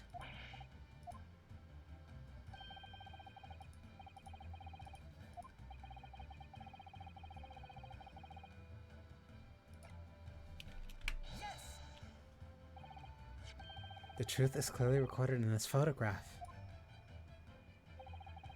There's no way that Mr. Asogi could have left this message on the floor. That script, it's Russian, isn't it? Indeed it is. The word written means wardrobe. I see what you mean. Most people would leave a dying message in their native language, Japanese in this case. But maybe he was studying Russian. But that wouldn't make sense. Why would you try to flex what you're learning? It is a simple language. He could have picked it up very fast. It is not that simple. Especially not in comparison if you're learning from Japanese as your basis. That doesn't seem likely. That's actually not the point. It makes no difference whether he knew Russian or not. Exactly what I said before. There's no way Mr. Asogi could have left this message on the floor. And the reason why is clearly explained here. Damage to the cervical vertebrae resulting in instant death. Instant death. He couldn't have written it.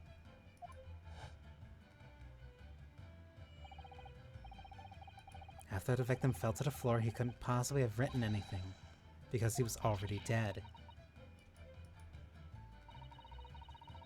That's not the only reason either. There's something else we found in Mr. Asoki's cabin. A remnant of something that couldn't possibly have been there if what Miss Pavlova told us is true.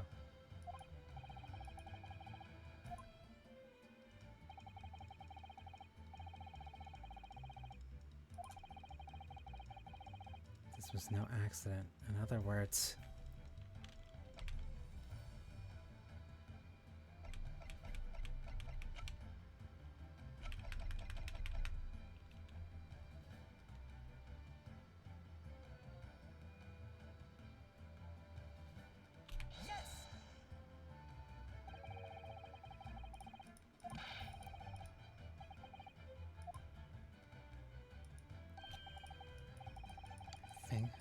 I see nothing of the sort of evidence that prove it.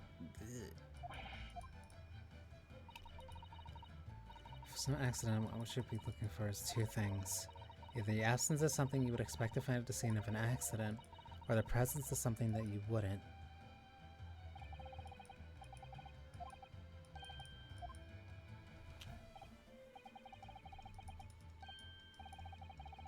I confess your rather languid I see doesn't fill me with confidence, Miss Naruhodo. Oh, Mr. Schultz, that's anyway. Thank you for the vote of motivation.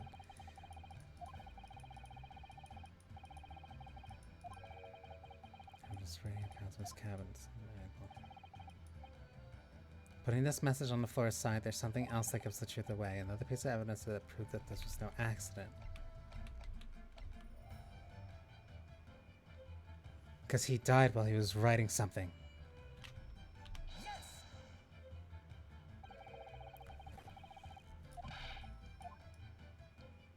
You told me he was cut off mid-sentence. If he was in the middle of writing something, then he wouldn't...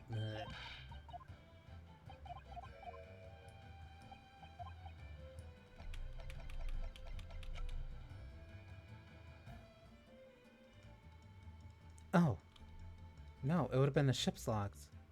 There are virtually no entries from 2 a.m. until early this morning. Wait.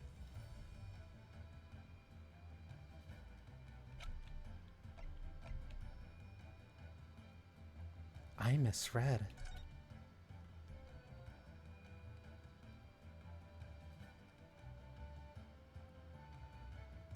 Because he only filled it in every 30 minutes. So 1:23 a.m., if he was up, I could hear a faint whistling sound, there would be nothing to report. If he wrote it at 1:30, he would have also said nothing to report, but if there was no entry from 2 a.m. onwards, there are virtually no entries from 2 a.m. until early this morning. That means that the actual time where something could have happened is actually around 1:30. Anything after 1:30 is a dead zone where nothing was recorded. You've gotta be kidding me!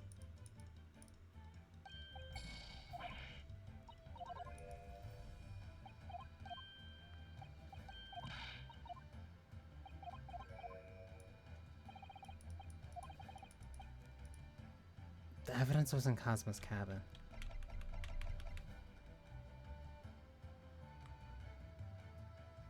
The implication of the dragged body?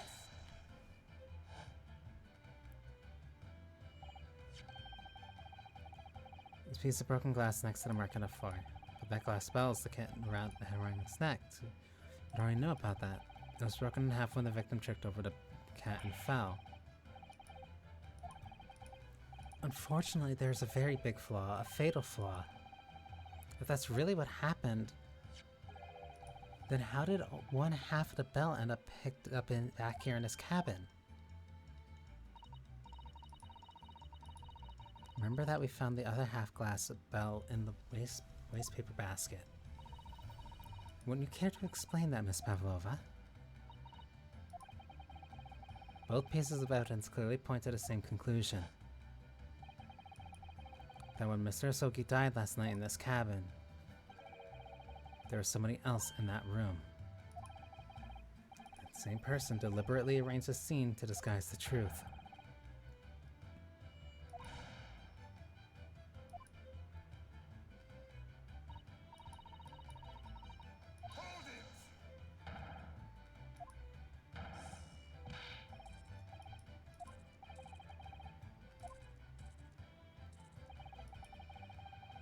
bulkhead was bolted shut from inside. There was no way in or out.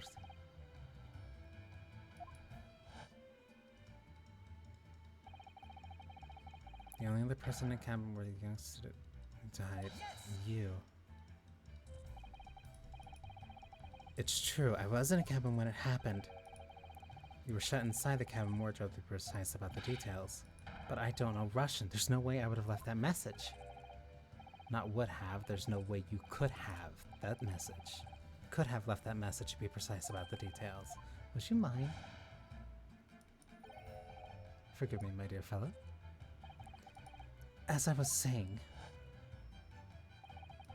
the person in question wrote the word wardrobe in Russian on the floor. In an attempt to incriminate me for the crime, even though I had been asleep in there the entire time. And then, the same person picked up the broken glass bell that had fallen on the floor, for fear of becoming evidence that would show how Mr. Asuki really died. But why wouldn't that person have taken all the pieces of the bell away? Leaving half behind was always going to raise questions. Yes, well, it was past 1 o'clock in the early mornings of the dark of the morning. The cabin would have been quite dark. The single small lamp suspended from the ceiling would barely have cast a light on the floor there. Little wonder then that the culprit failed to notice a fragment of the tiny item. You all suspect me, don't you?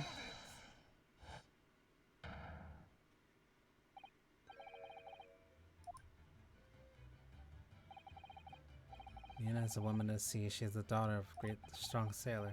2 years ago, they noticed her dancing skills and she went away to join the ballet company. But before, she was dancer on the ship, a member of ship's band. He did not accuse ship's angel of being criminal.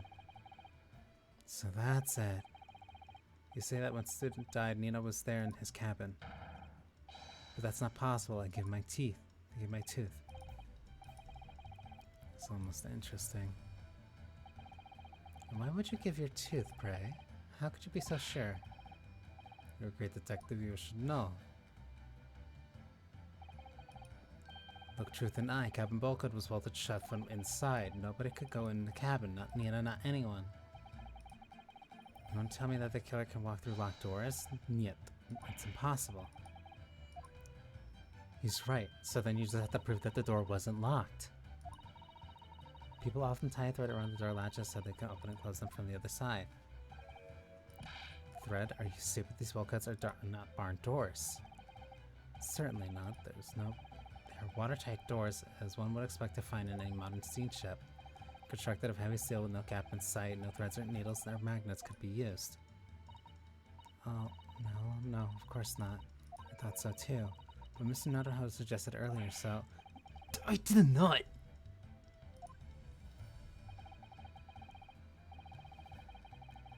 Seaman Shogunov has a valid point. The cabin door couldn't have been bolted shut from the outside.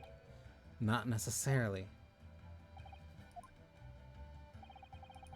I put it to you that I could bolt this cabin door without laying a finger on it. And in this very cabin, we can see the traces of the method I have in mind, but haven't been used here before. Well, Mr. Naruhodo? I believe you know what I mean, don't you? A way to shut the cabin door from the outside. One way does spring to mind, yes. Yes, and so should you, because we've seen it happen. Indeed we have, so why would you care to do the honors? Point to the telling signs that a method used to slide the cabin doors across from the outside.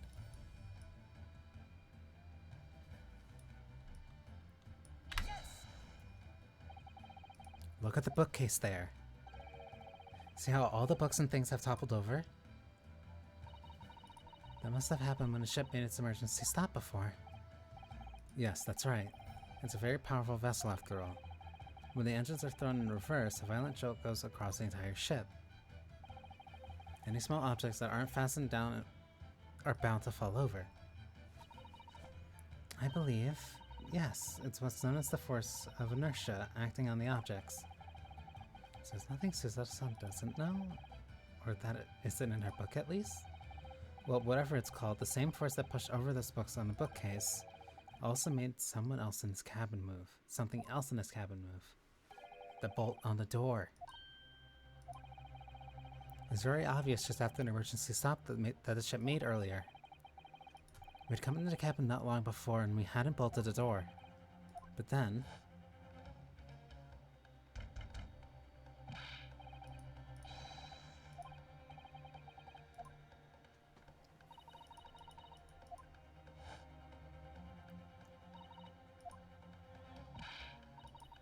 when the ship stopped suddenly, the bolt flew across and locked the door. Yes, it's made of metal, but it's small and light enough to be moved by the ship's sudden change of speed. Or the force of inertia. Inepia? If you want to call it that.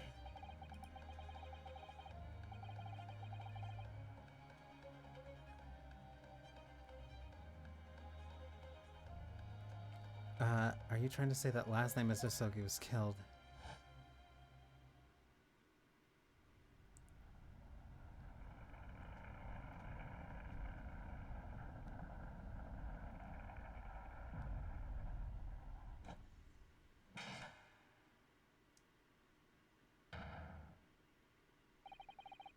The SS Berry made another emergency stop?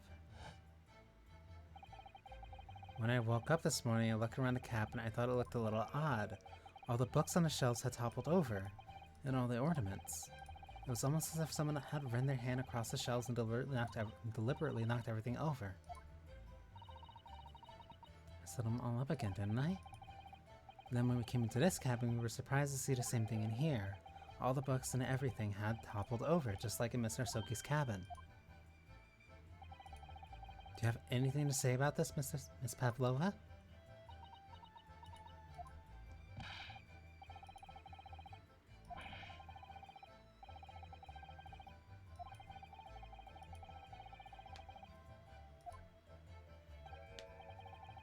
Oh, it is simple enough.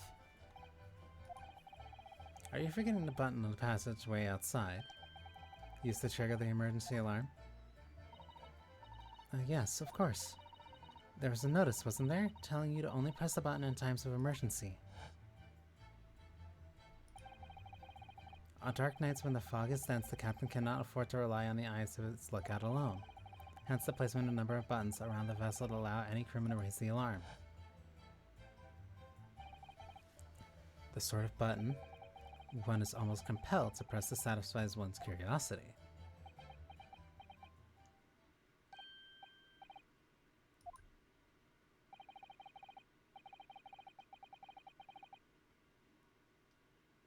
When the button is pressed, two things happen in the interest of safety. The emergency alarm bell rings and the vessel comes to a complete stop. As indeed it did a little earlier today. You pressed the button for the emergency stop earlier today. Not the one from last night, but you're the one that did it when we were in here.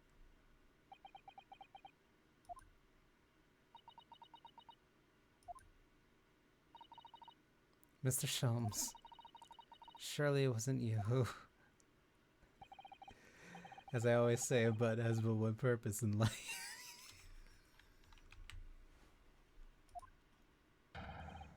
To be pressed, whatever the occasion. He sounds almost proud of himself.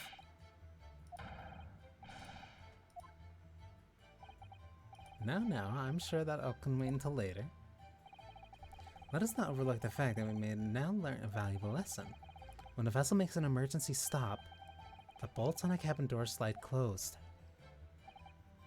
So, what we must now consider, yes, it all comes down to one thing now. Last night, after what happened to Mr. Asogi, did this ship make an emergency stop or did it not? If you make an emergency stop even in the middle of the night, there would be no chaos. There would be chaos everywhere. What are your thoughts, Mr. Naruhodo? Well, it's certainly possible there's some kind of emergency happened last night. We have evidence to support that idea.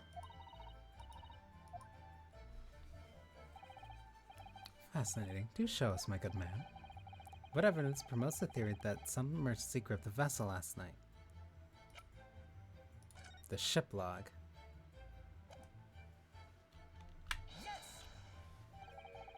Seaman Stroganoff. It's your duty to patrol first-class area of the ship, isn't that right?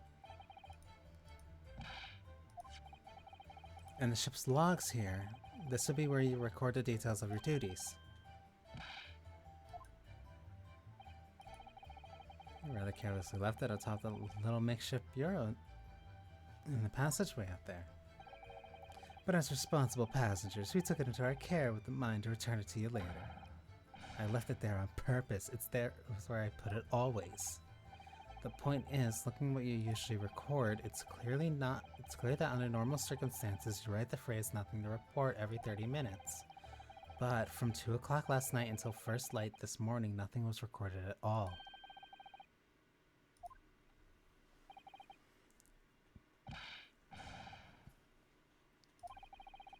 But if nothing happened, you would normally write "nothing to report," wouldn't you?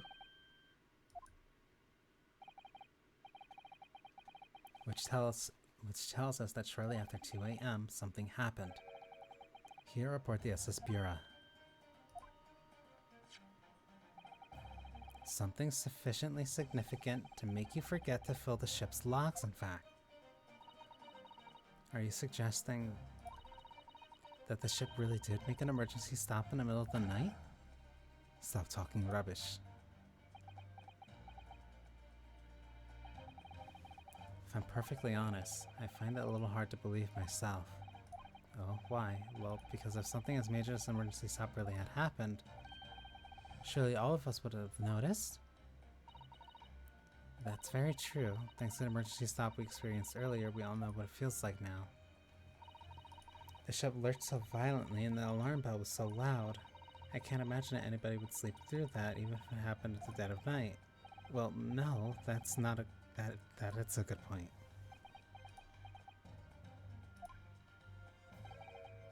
What of the throbbing? Sorry, what do you mean?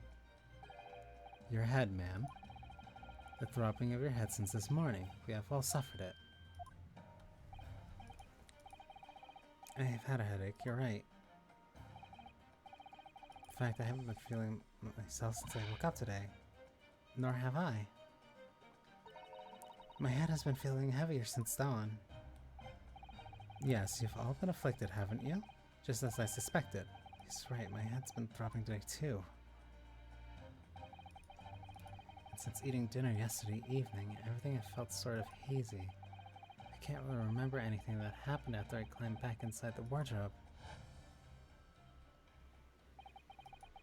Then the first thing I noticed this morning was the throbbing pain in my head. I had already been dragged out of the wardrobe and had those handcuffs put on me by the point. Why didn't I wake up when all that was happening to me? Tell me, Mr. Naruhodo, you boarded this vessel as a stowaway, didn't you? Oh, well, yes. Sorry. The stowaway class of accommodation doesn't usually include meals. What did you survive on? Well, Cosmo looked after me. He was always happy to share his meals. So he enjoyed some of the whole roast chicken dish that was served yesterday evening, I take it? Yes, in fact. I had all of that. Cosmo wasn't fond of chicken. Oh, really? So the victim didn't eat any of the chicken at all? That's right, he didn't touch it. Is that relevant? My dear fellow, does that not strike you?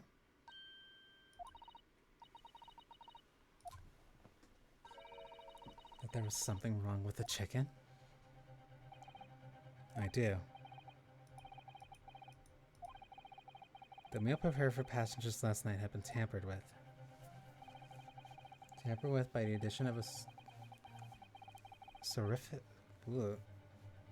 soporific designed to induce a deep, very deep slumber in those who consumed it.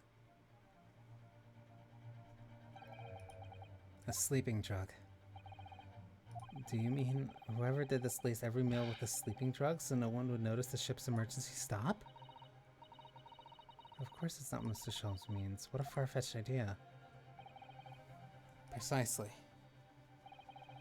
Lacing every meal of every passenger on board with a soporific drug would certainly be impossible.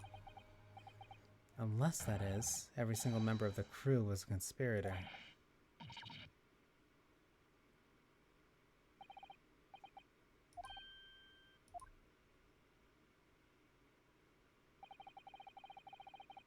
I'm sorry to say that any more deception in this matter will get you nowhere.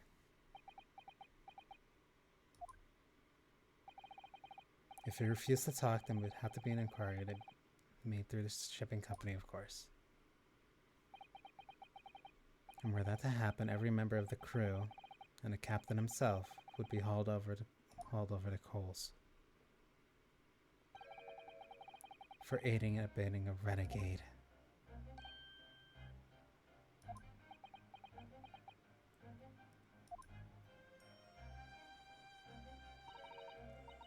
Please, no more. I will tell everything. I cannot make problems like this for everyone anymore. These crewmen are your former comrades, I believe. Yes.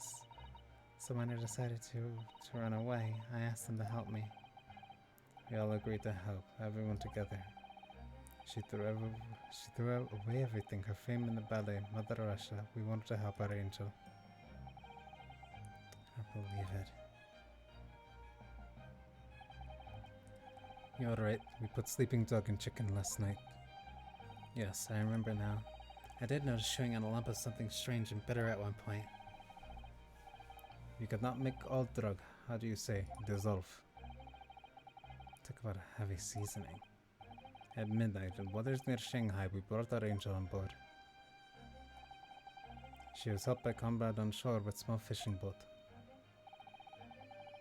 But all the passengers of the SS Burrow slept soundly, thanks to the almost magical efforts of the slumbering potion their evening meals had contained.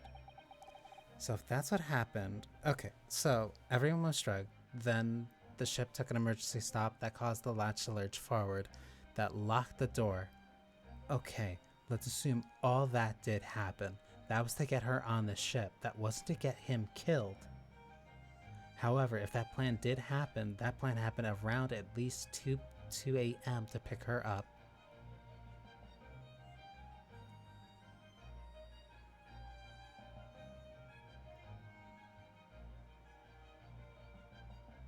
Pavlova's story can't line up. Pavlova's story doesn't line up with the time of death. There was somebody else in the room around that time. Somebody else was in this cabin before Pavlova, before the stop at Shanghai.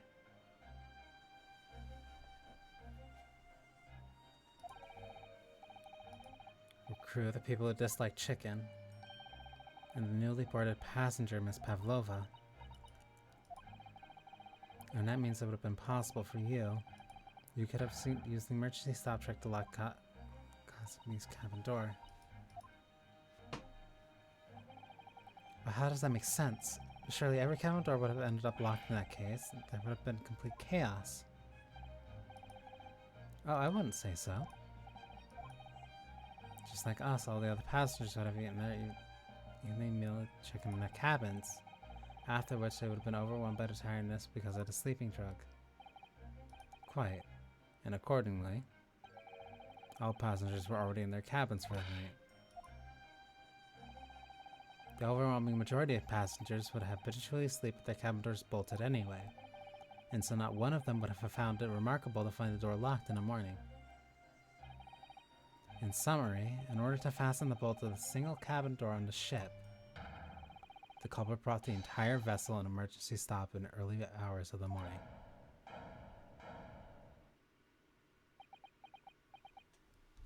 So that means the bolt wasn't locked until far later.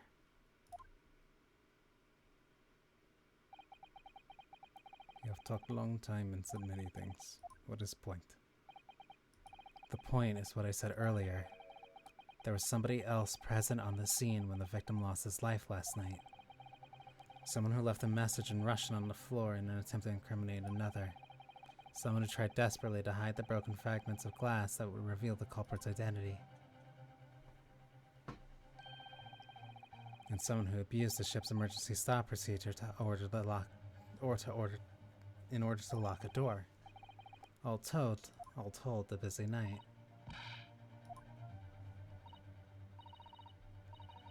I don't know about any of this. I'm just a little girl. You'd like to speak with your long English words and explain your clever ideas.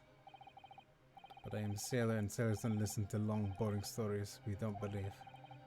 Sailors like me trust only what we see with our eyes. A laudable trait? What? I'm quite of the same disposition, my good man. Observation to me is everything. Mr. Naruhodo? Oh, yes? Do you hear it? The accusatory cry of guilt in the wind. What accusatory cry of guilt? Sorry, you've lost me. Proof of involvement, man, but you can't hear such a call with your ears. No, you must hear it with your eyes, for observation is the basis of all deduction.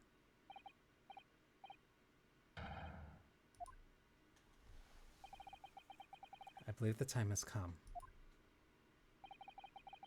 for one final logic and reasoning spectacular.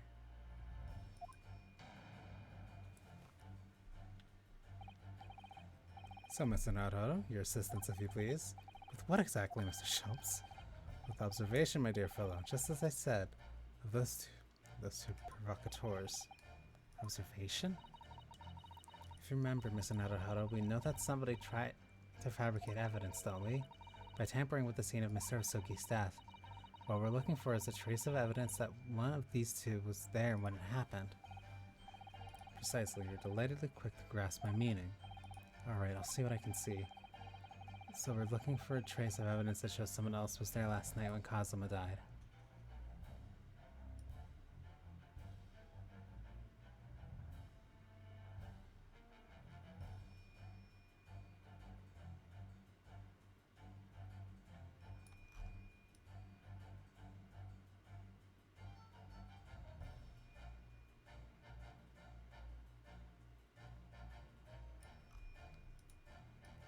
A piece of evidence to prove that.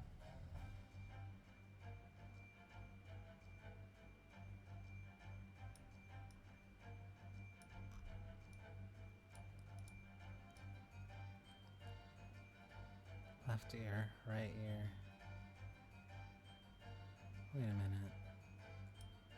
Ugh, I can't look at my court record, can I?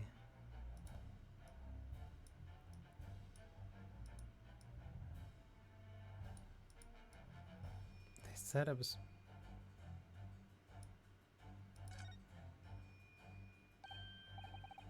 Look at this. It's an unusual place. You're right. Looks like ink if I'm mistaken. It's clear where it came from.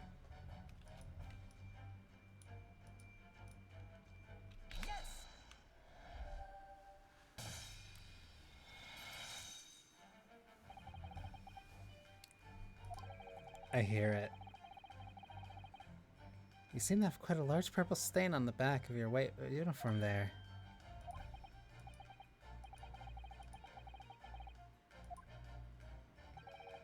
So nothing in particular comes to mind about the stain. What are you trying to say? It would appear the significance of the stain has escaped your attention, Seaman. Allow us to make it plain. It's a very large purple stain on the back of the Seaman Shogun's uniform, and I think what made it is clear. Indeed it is. So, Mr. Naruhodo, present the evidence that proves it.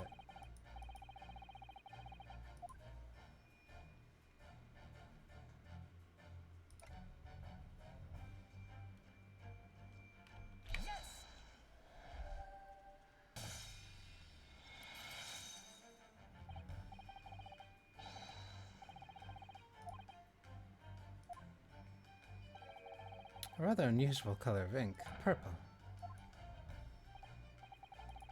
And the penny drops, at least. Now you see the significance. The Russian border on the floor next to the victim's body was written in purple ink. And the stain on the back of your uniform is ink of the exact same color. If the ink had been dry, it could have possibly been stained. It could possibly have stained your uniform in that way. Which means you must have been present in the cabin in moments immediately after the ink was spilled.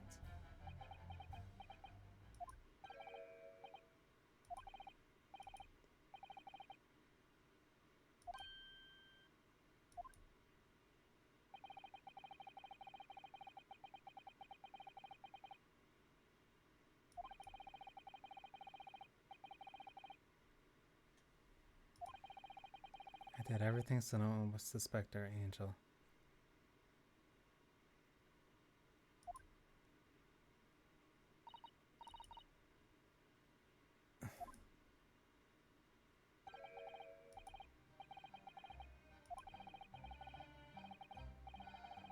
It's after 1 in the morning. I was on duty patrolling passageway. Then our angel came to me. She was white like a sheet.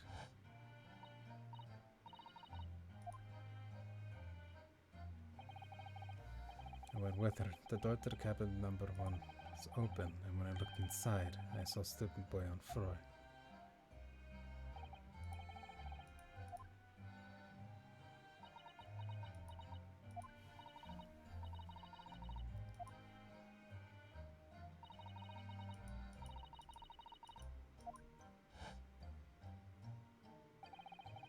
Everything that happened in the cabin is like Angel told you. The kitten escaped through the ventilator into Mr. Hisoki's cabin. Then he tripped over it and broke his neck when he fell on the floor? Yes, that is right. So after the incident when the cat ran away, Miss Pavlova then returned to the cabin next to hers? Only to find the occupant lying lifeless on the floor. She said she was worried when she heard sound of something falling on the floor. That's when she went to look. No, Angel?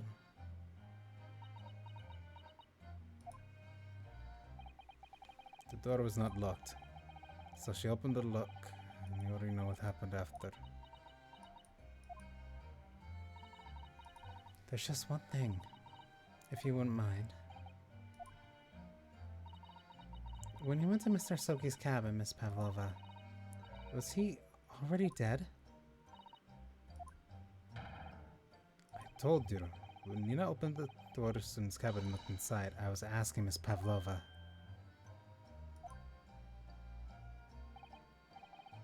Well, Miss Pavlova? Duh.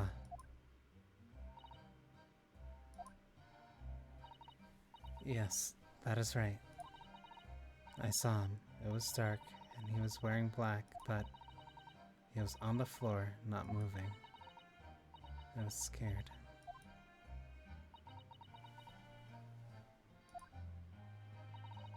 I understand, and I believe you. So is that finally it now? Have we discovered the real truth about Cosmo's death at last? No. Something's very nearly slipped my mind. Mr. Shultz? This photograph. Yes, I took this myself, you know? The cause of death was a broken neck, therefore the victim died instantly. In the unfortunate incident that precipitated this event, a kitten on which the victim stumbled. However, if those were the facts, there is one particular area in the photograph. Things seem unnatural.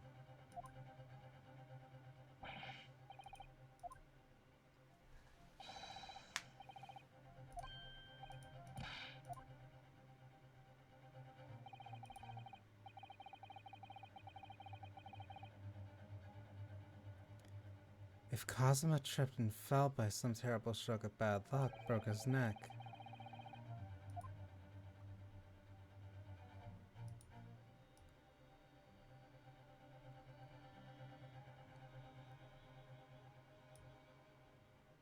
Why would you have a clenched fist?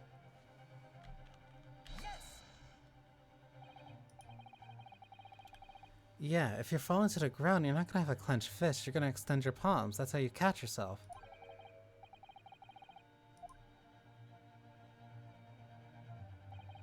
Even if you're falling backwards, you're gonna try and catch something. It doesn't make sense for you to make a fist. In a falls, one instinct is to open palms flat. Yet here we see the victim with his left hand tightly balled into a fist. Almost, you might say, as though he were gripping something. What do you mean? Simply that I took the liberty of investigating the victim's fist a short while ago. And with that, pray, do you imagine what I found there, my dear fellow?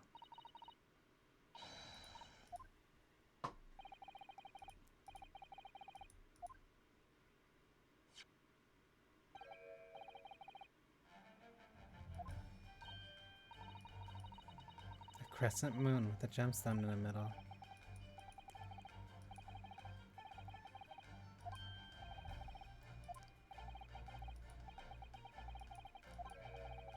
Looks familiar somehow, like I've seen it somewhere before.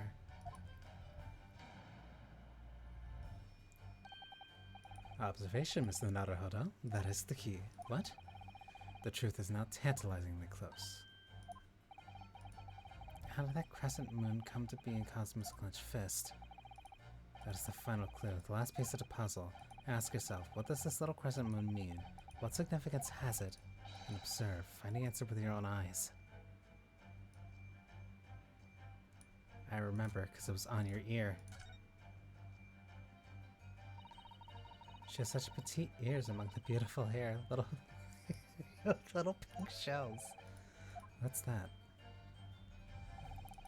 There's something dangling down from her ear. That's an earring. Wait, look.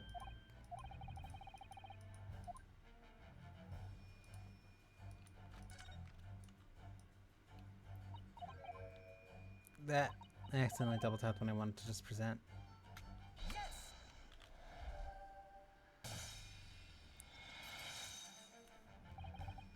Miss Pavlova, on your ear there.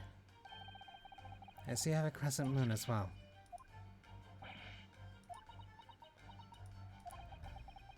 And on your other ear, there seems to be a crescent moon missing.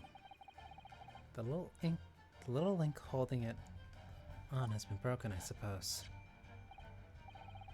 Now the missing crescent moon was found in the victim's clenched fist. Clearly there's only one logical conclusion. Wouldn't you agree, Mr. Naruhodo?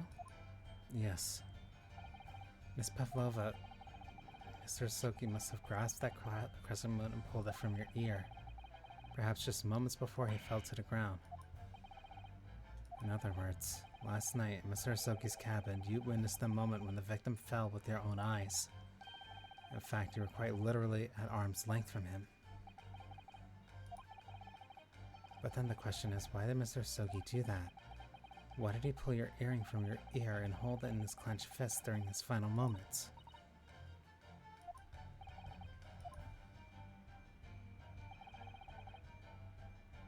No one can protect you now. Please, Mr. Pavlova, tell us the truth. Last night.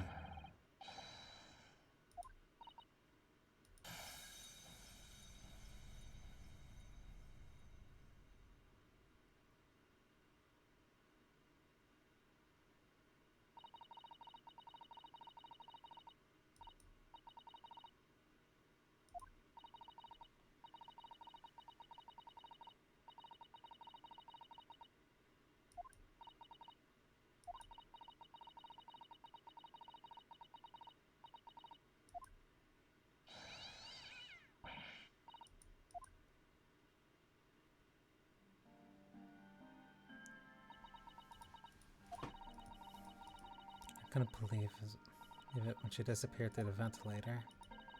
I tried to call her with a little whistle. I tried waving her favorite toy, but nothing worked. Darko would not come back.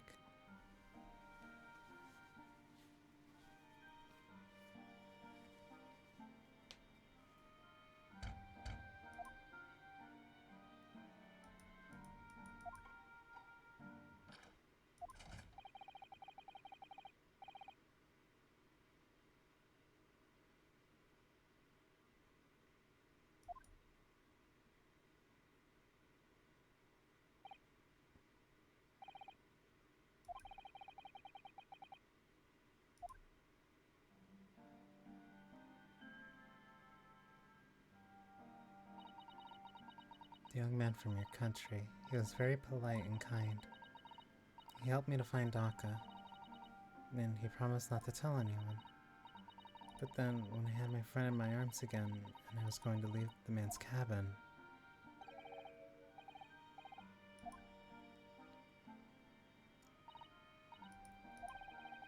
I'm sure I know your face. I've seen you somewhere before.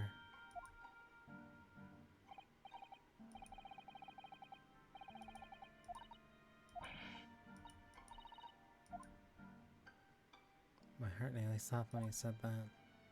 He knew who I was. How could this man from the land of the Far East know a Russian ballerina? I saw your performance in Japan. The beauty of ballet made a deep impression on me. But what are you doing on this ship? I'm sure I've read that your ballet company was performing in Shanghai at the moment. I couldn't fool him. I have to tell him the truth and hope he doesn't tell anyone. I have no other choice. I see. So you've run away. Please keep my secret. Don't tell anyone. Give me a moment. I could use another opinion here.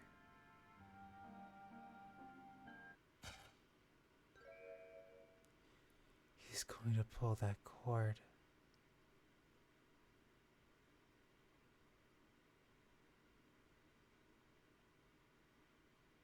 She misunderstood where he was looking.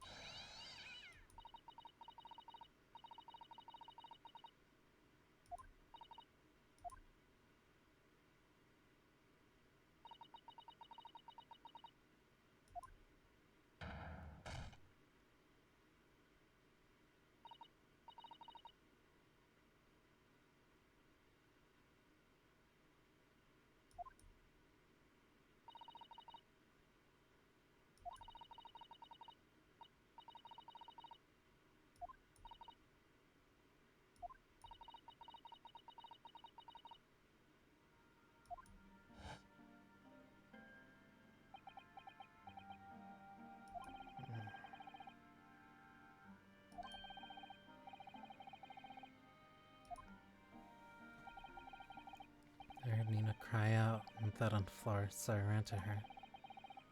She was standing at the cabin door, shaking like a leaf. She looked at me and said, "Help me. If they find out, I will be. Please, I have nowhere to go." So you decided to help. And that's when you arranged things with Kazuma's cabin to make it look like I did it. So that no one would suspect the passenger in the cabin next door? Yes. I went in the cabin and looked around to make sure there was nothing to show Nina was there. And then I found Stowaway in wardrobe, still sleeping. Right. That's when he found me. So you worked out a plan to lay the blame on the Stowaway.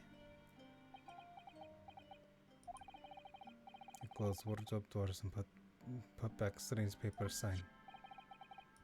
Luckily for me, that's the only reason Tsura-san started to believe me when I said I was innocent. I dragged young man's body to a good place and used ink house spilling to write on floor. I wrote so the person who found him would look inside wardrobe and find Stowaway.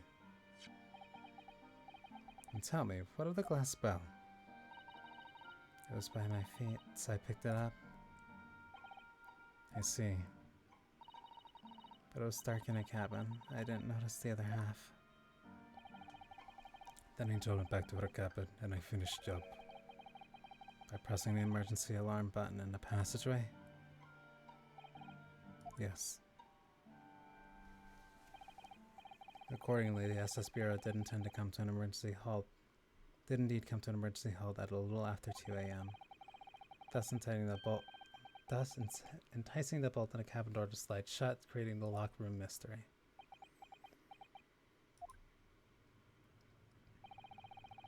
There's still one thing I don't understand, Miss Pavlova. You said that you told Cosmo about the fact that you ran away from your homeland. And it's because you're worried he was going to tell the captain that you pushed him. Isn't that right? But even if you had pulled the bell cord and called the captain to the ship,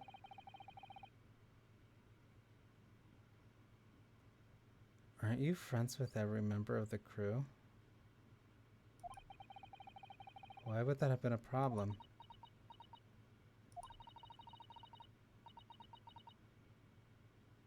That's what he said first. That made me scared. What he said first?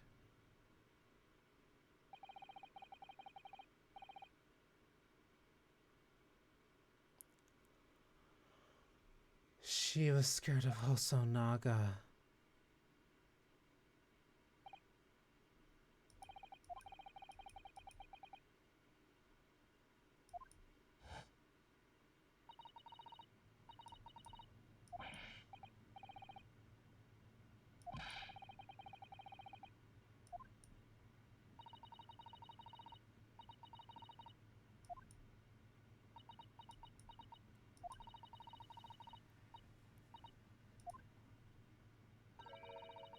May I stop you a moment, please, Miss Pavlova?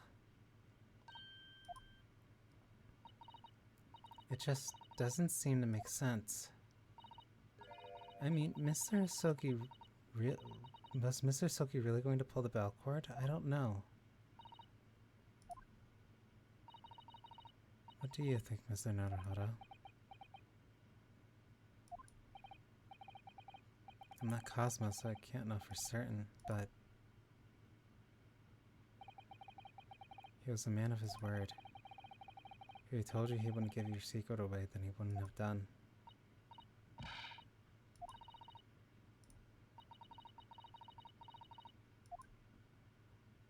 That's not where he was going.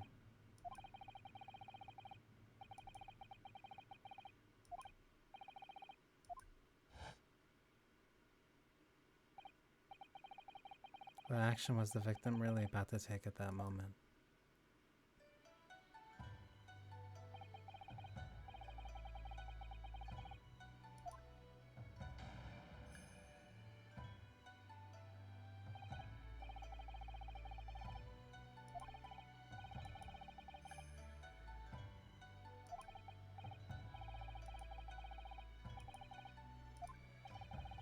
The cabin has been my home for the entire voyage. So this is how the cabin looked last night when Miss Pavlova visited Cosmo-san? Yes, exactly how it was. Are you ready then?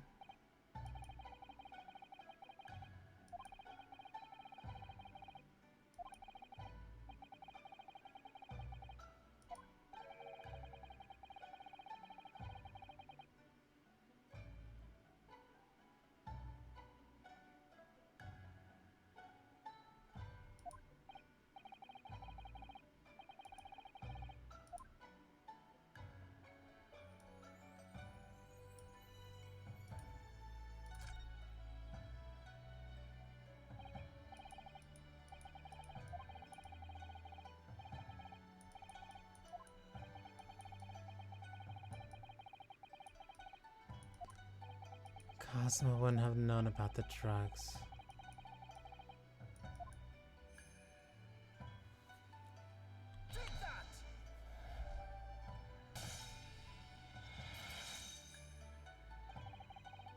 Considering everything that had happened last night, certainly it may have looked as though Cosmo was going to ring the bell cord.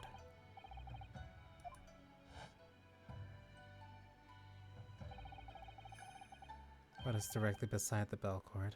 The wardrobe.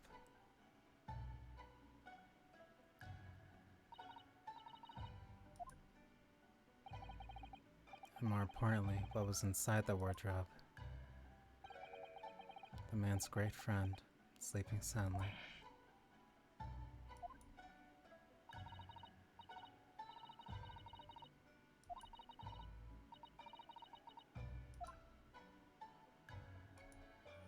I could use another opinion here.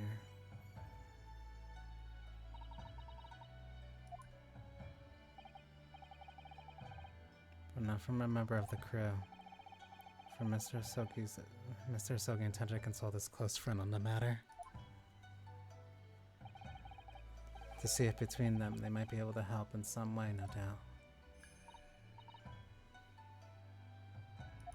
He only intended to help her.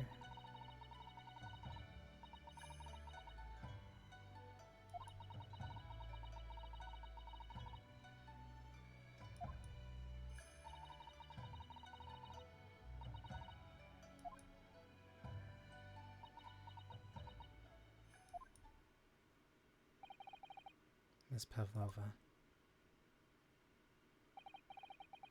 I want to thank you for finally admitting the truth. But unfortunately, the truth is a man lost his life because of what you did. And that will never change.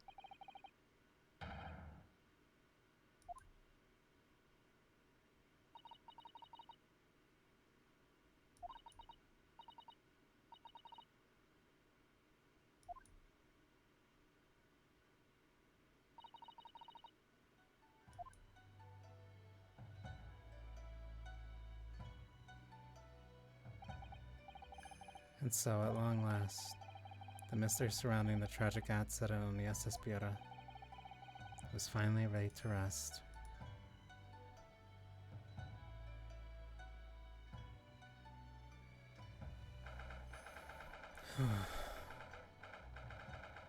7:14 p.m.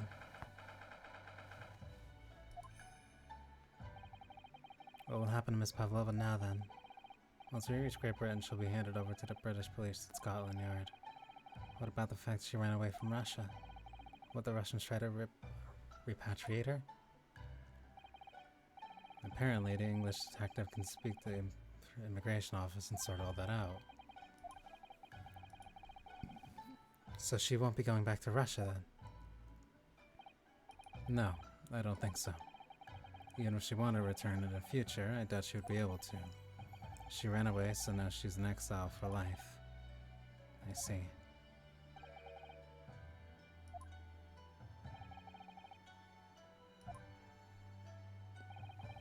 I want to help our angel, no matter what. But I didn't think about you, about how you lost a good friend. I will go with Nina. I will give myself to British police. That's kind of you. In the meantime, thank you for letting me go free again. Cosmo's death feels like such a waste, but... well, do what you can for Miss Pavlova, won't you?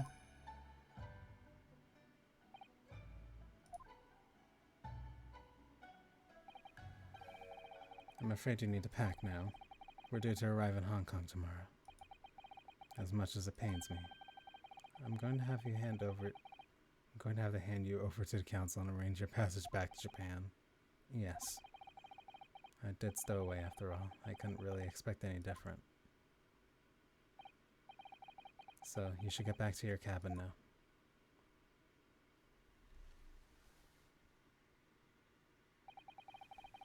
Looks like my study tour to Great Britain is over before it even began then. To think that only days ago, Cosima and I were laughing together about how we'd tear up the streets of London.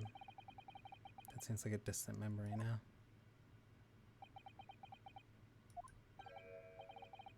What's that? Someone weeping?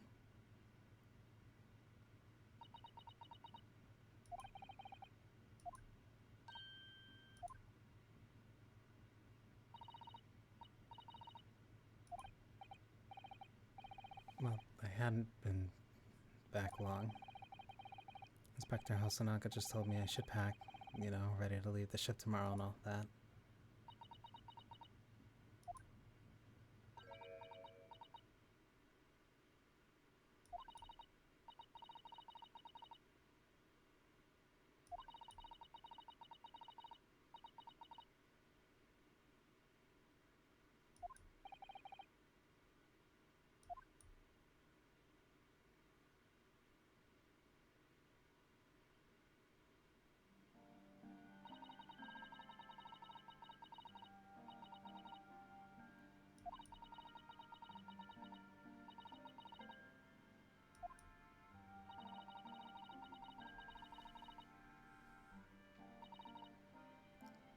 Thought I could never forgive the person responsible, but now I know the truth. That it was just an accident. Just a silly series of mishaps. It's too much, Naruhara-san. It's just too much. Yes, I know. Wish there was something I could say. My duty was to see Asogi-san safely to Great Britain, but I failed. And caused his two closest friends great pain and suffering as a result. I've let everyone down. And I will do anything to make up for my terrible blunder. Nobody blames you, Inspector. And I'm free again now. Or not.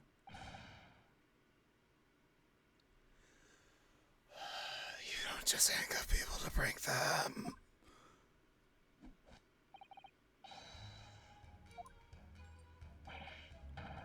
What is the meaning of this?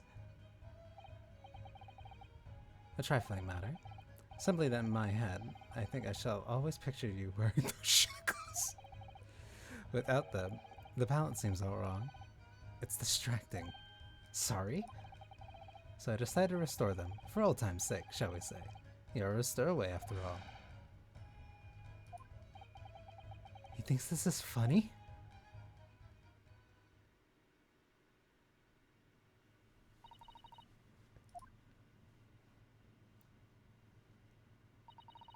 We do appreciate all your assistance. I'd like to thank you, from the bottom of my heart. We offer my sincere condolences. The loss of your companion is truly heartrending. I hope that you'll be able to fill some of his aspirations in his honor. I'm afraid that won't be possible. We shall be disembarking at the next port in Hong Kong. We have to return to Japan and make a full report about everything that's happened. It's just me that has to go back, isn't it? I mean, I was the stowaway.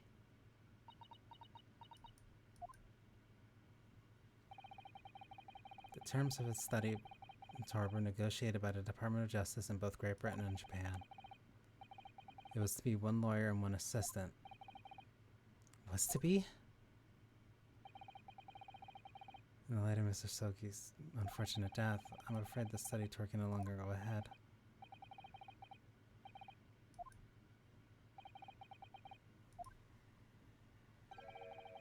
My dear fellows, the majority of problems have an extremely simple solution, you know.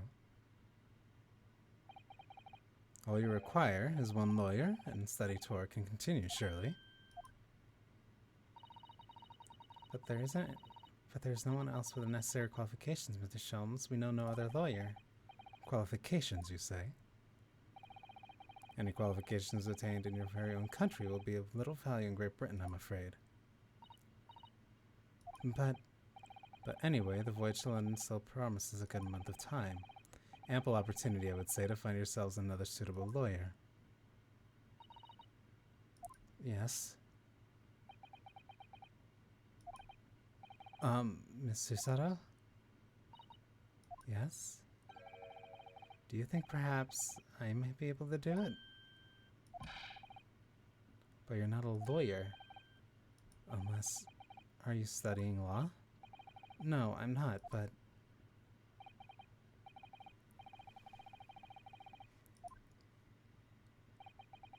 But as I said, there's still more than 1 month before we reach England shores. Isn't that right, Mr. Naruhodo? Yes, I have a month in which to study, to learn what I must to become a great lawyer in Great Britain.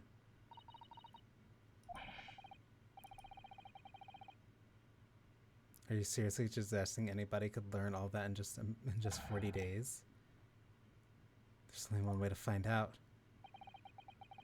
I would work my fingers to the bone, Inspector, every single day. Will you let me try? And if by the time we reach Great Britain I haven't learned enough to be recognized as a lawyer, I'll take whatever punishment is deemed appropriate. Why put yourself in such a difficult position? For Kazuma. He said that there was something he had to do in Great Britain, and that he would sacrifice anything to make it happen. He was passionate about it. I can't let all that passion just come to nothing. And anyway, it's for my own benefit too.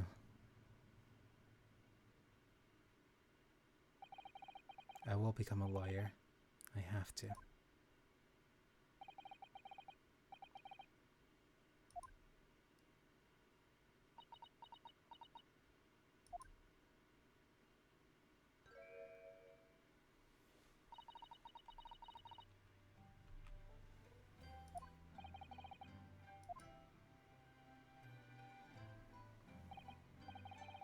What does our bespectacled inspector friend say?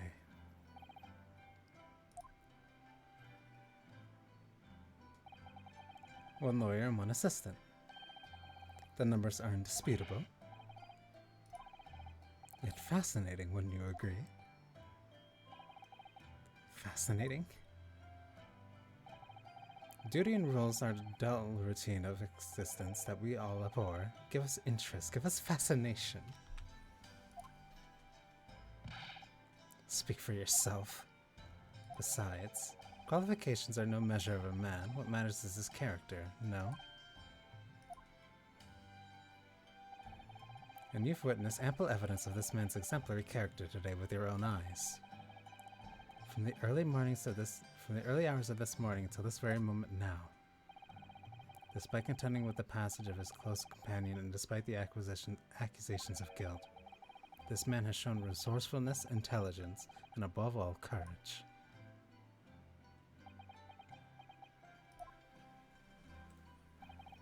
Very well.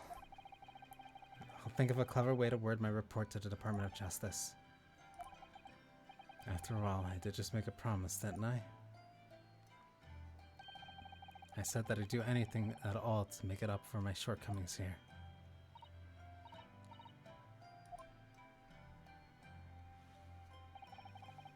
If you'll excuse me, I must pay a visit to the captain's quarters, I think. I need to discuss what to do next and how best to make my report.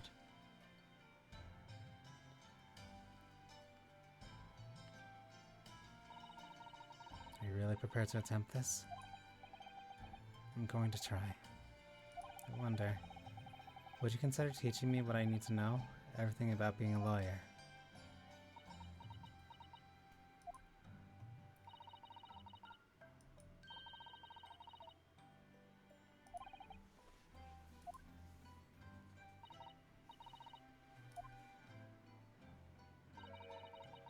I'd like you to take charge of this.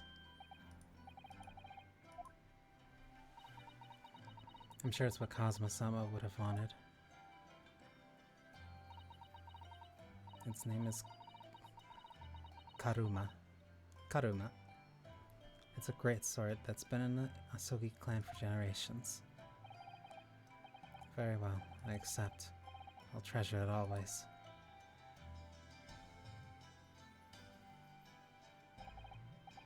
So then, Mr. Sato, it seems we'll be working together for some time to come yet.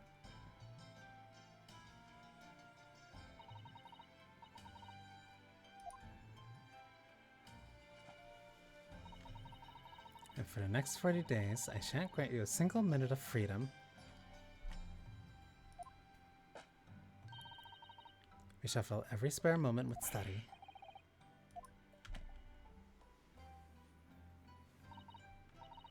But before we begin, I have an earnest favor to ask of you too.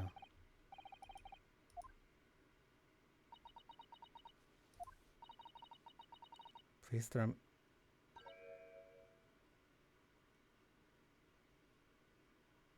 I'm not gonna do that.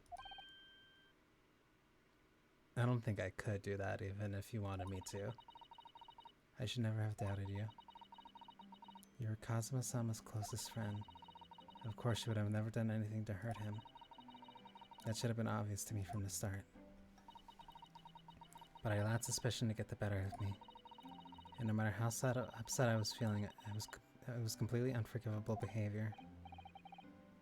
You were in shock. You just found out about me stowing away and the cabin door was locked from...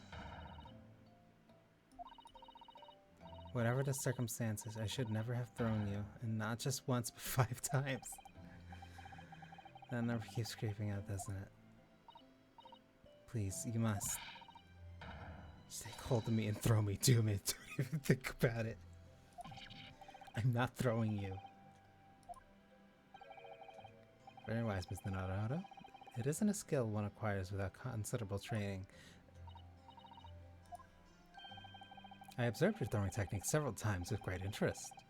I confess I was the most impressed. When did he see that? I presume that would be a form of Japanese wrestling. Well, in a way. It's not wrestling, but my very own interpretation of an ancient jujutsu technique. Apparently it's called the Susato takedown. It leaves your head swimming, believe me. How beguiling. I am a practitioner of the combative arts myself. I am so an accomplished boxer.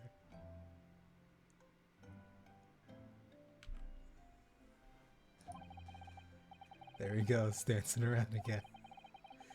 I wonder if you'd be so kind as to instruct me in the technique of your wrestling throw. I'd be honored. Then let us not dally. Demonstrate, my dear madam.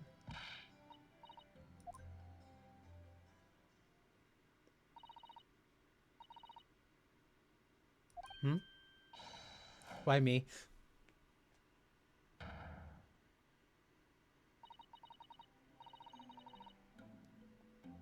You throw from the abdomen.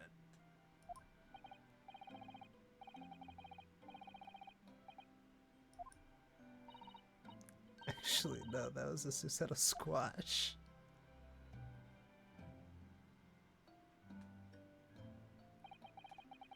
In my groggy state of consciousness, a scene from an evening recently spent with Cosmo flickered into my mind.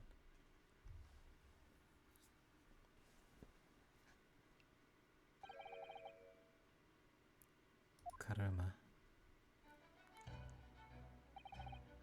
That's right. It's a prized sword that's been passed down through generations of the Asogi clan. I can't believe you managed to get permission to bring it with you. I mean, taking katana on a study tour is more than a little irregular, surely.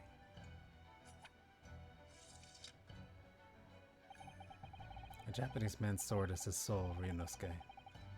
It can't be parted from my katana. Karuma guides me. I truly believe that.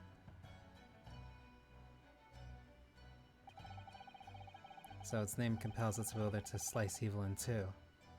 Not that you would need much compelling on that subject. There's something very important that I have to do in Great Britain, and I'll sacrifice anything to make it happen. I'd appreciate you seeing it through with me. Of course I will. Whatever it is, I'll see it through to the end with you.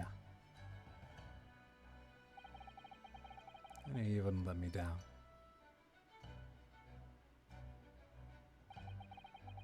That important thing he had to do. I still don't know what it was.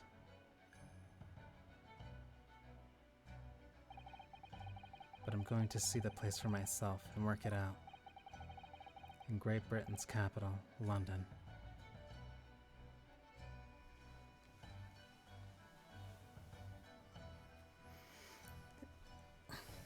And that is chapter 2.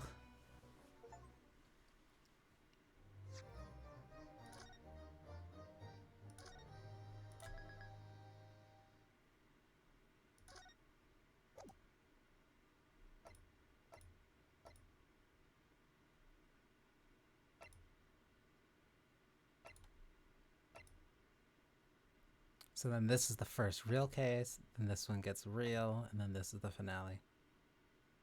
The adventure of the unspeakable story, the adventure of the clouded kokoro, the cloud kokoro, and the adventure of the runaway room. So then that means that next is episode 3. I actually did not expect to get through this. I was fully expecting a court scene, but I guess that was the entire trick. That's really cool. I like that. My throat is parched. So, I'm probably gonna cut stream there and get something to drink. Yeah. So thank you for spending time with me. I hope you enjoyed yourselves. And I guess I'll pick up with episode 3 next week. So yeah. I hope you all have a wonderful rest of your night. And oh no, remember to drink water. Don't be like me and forget all the time. Good night.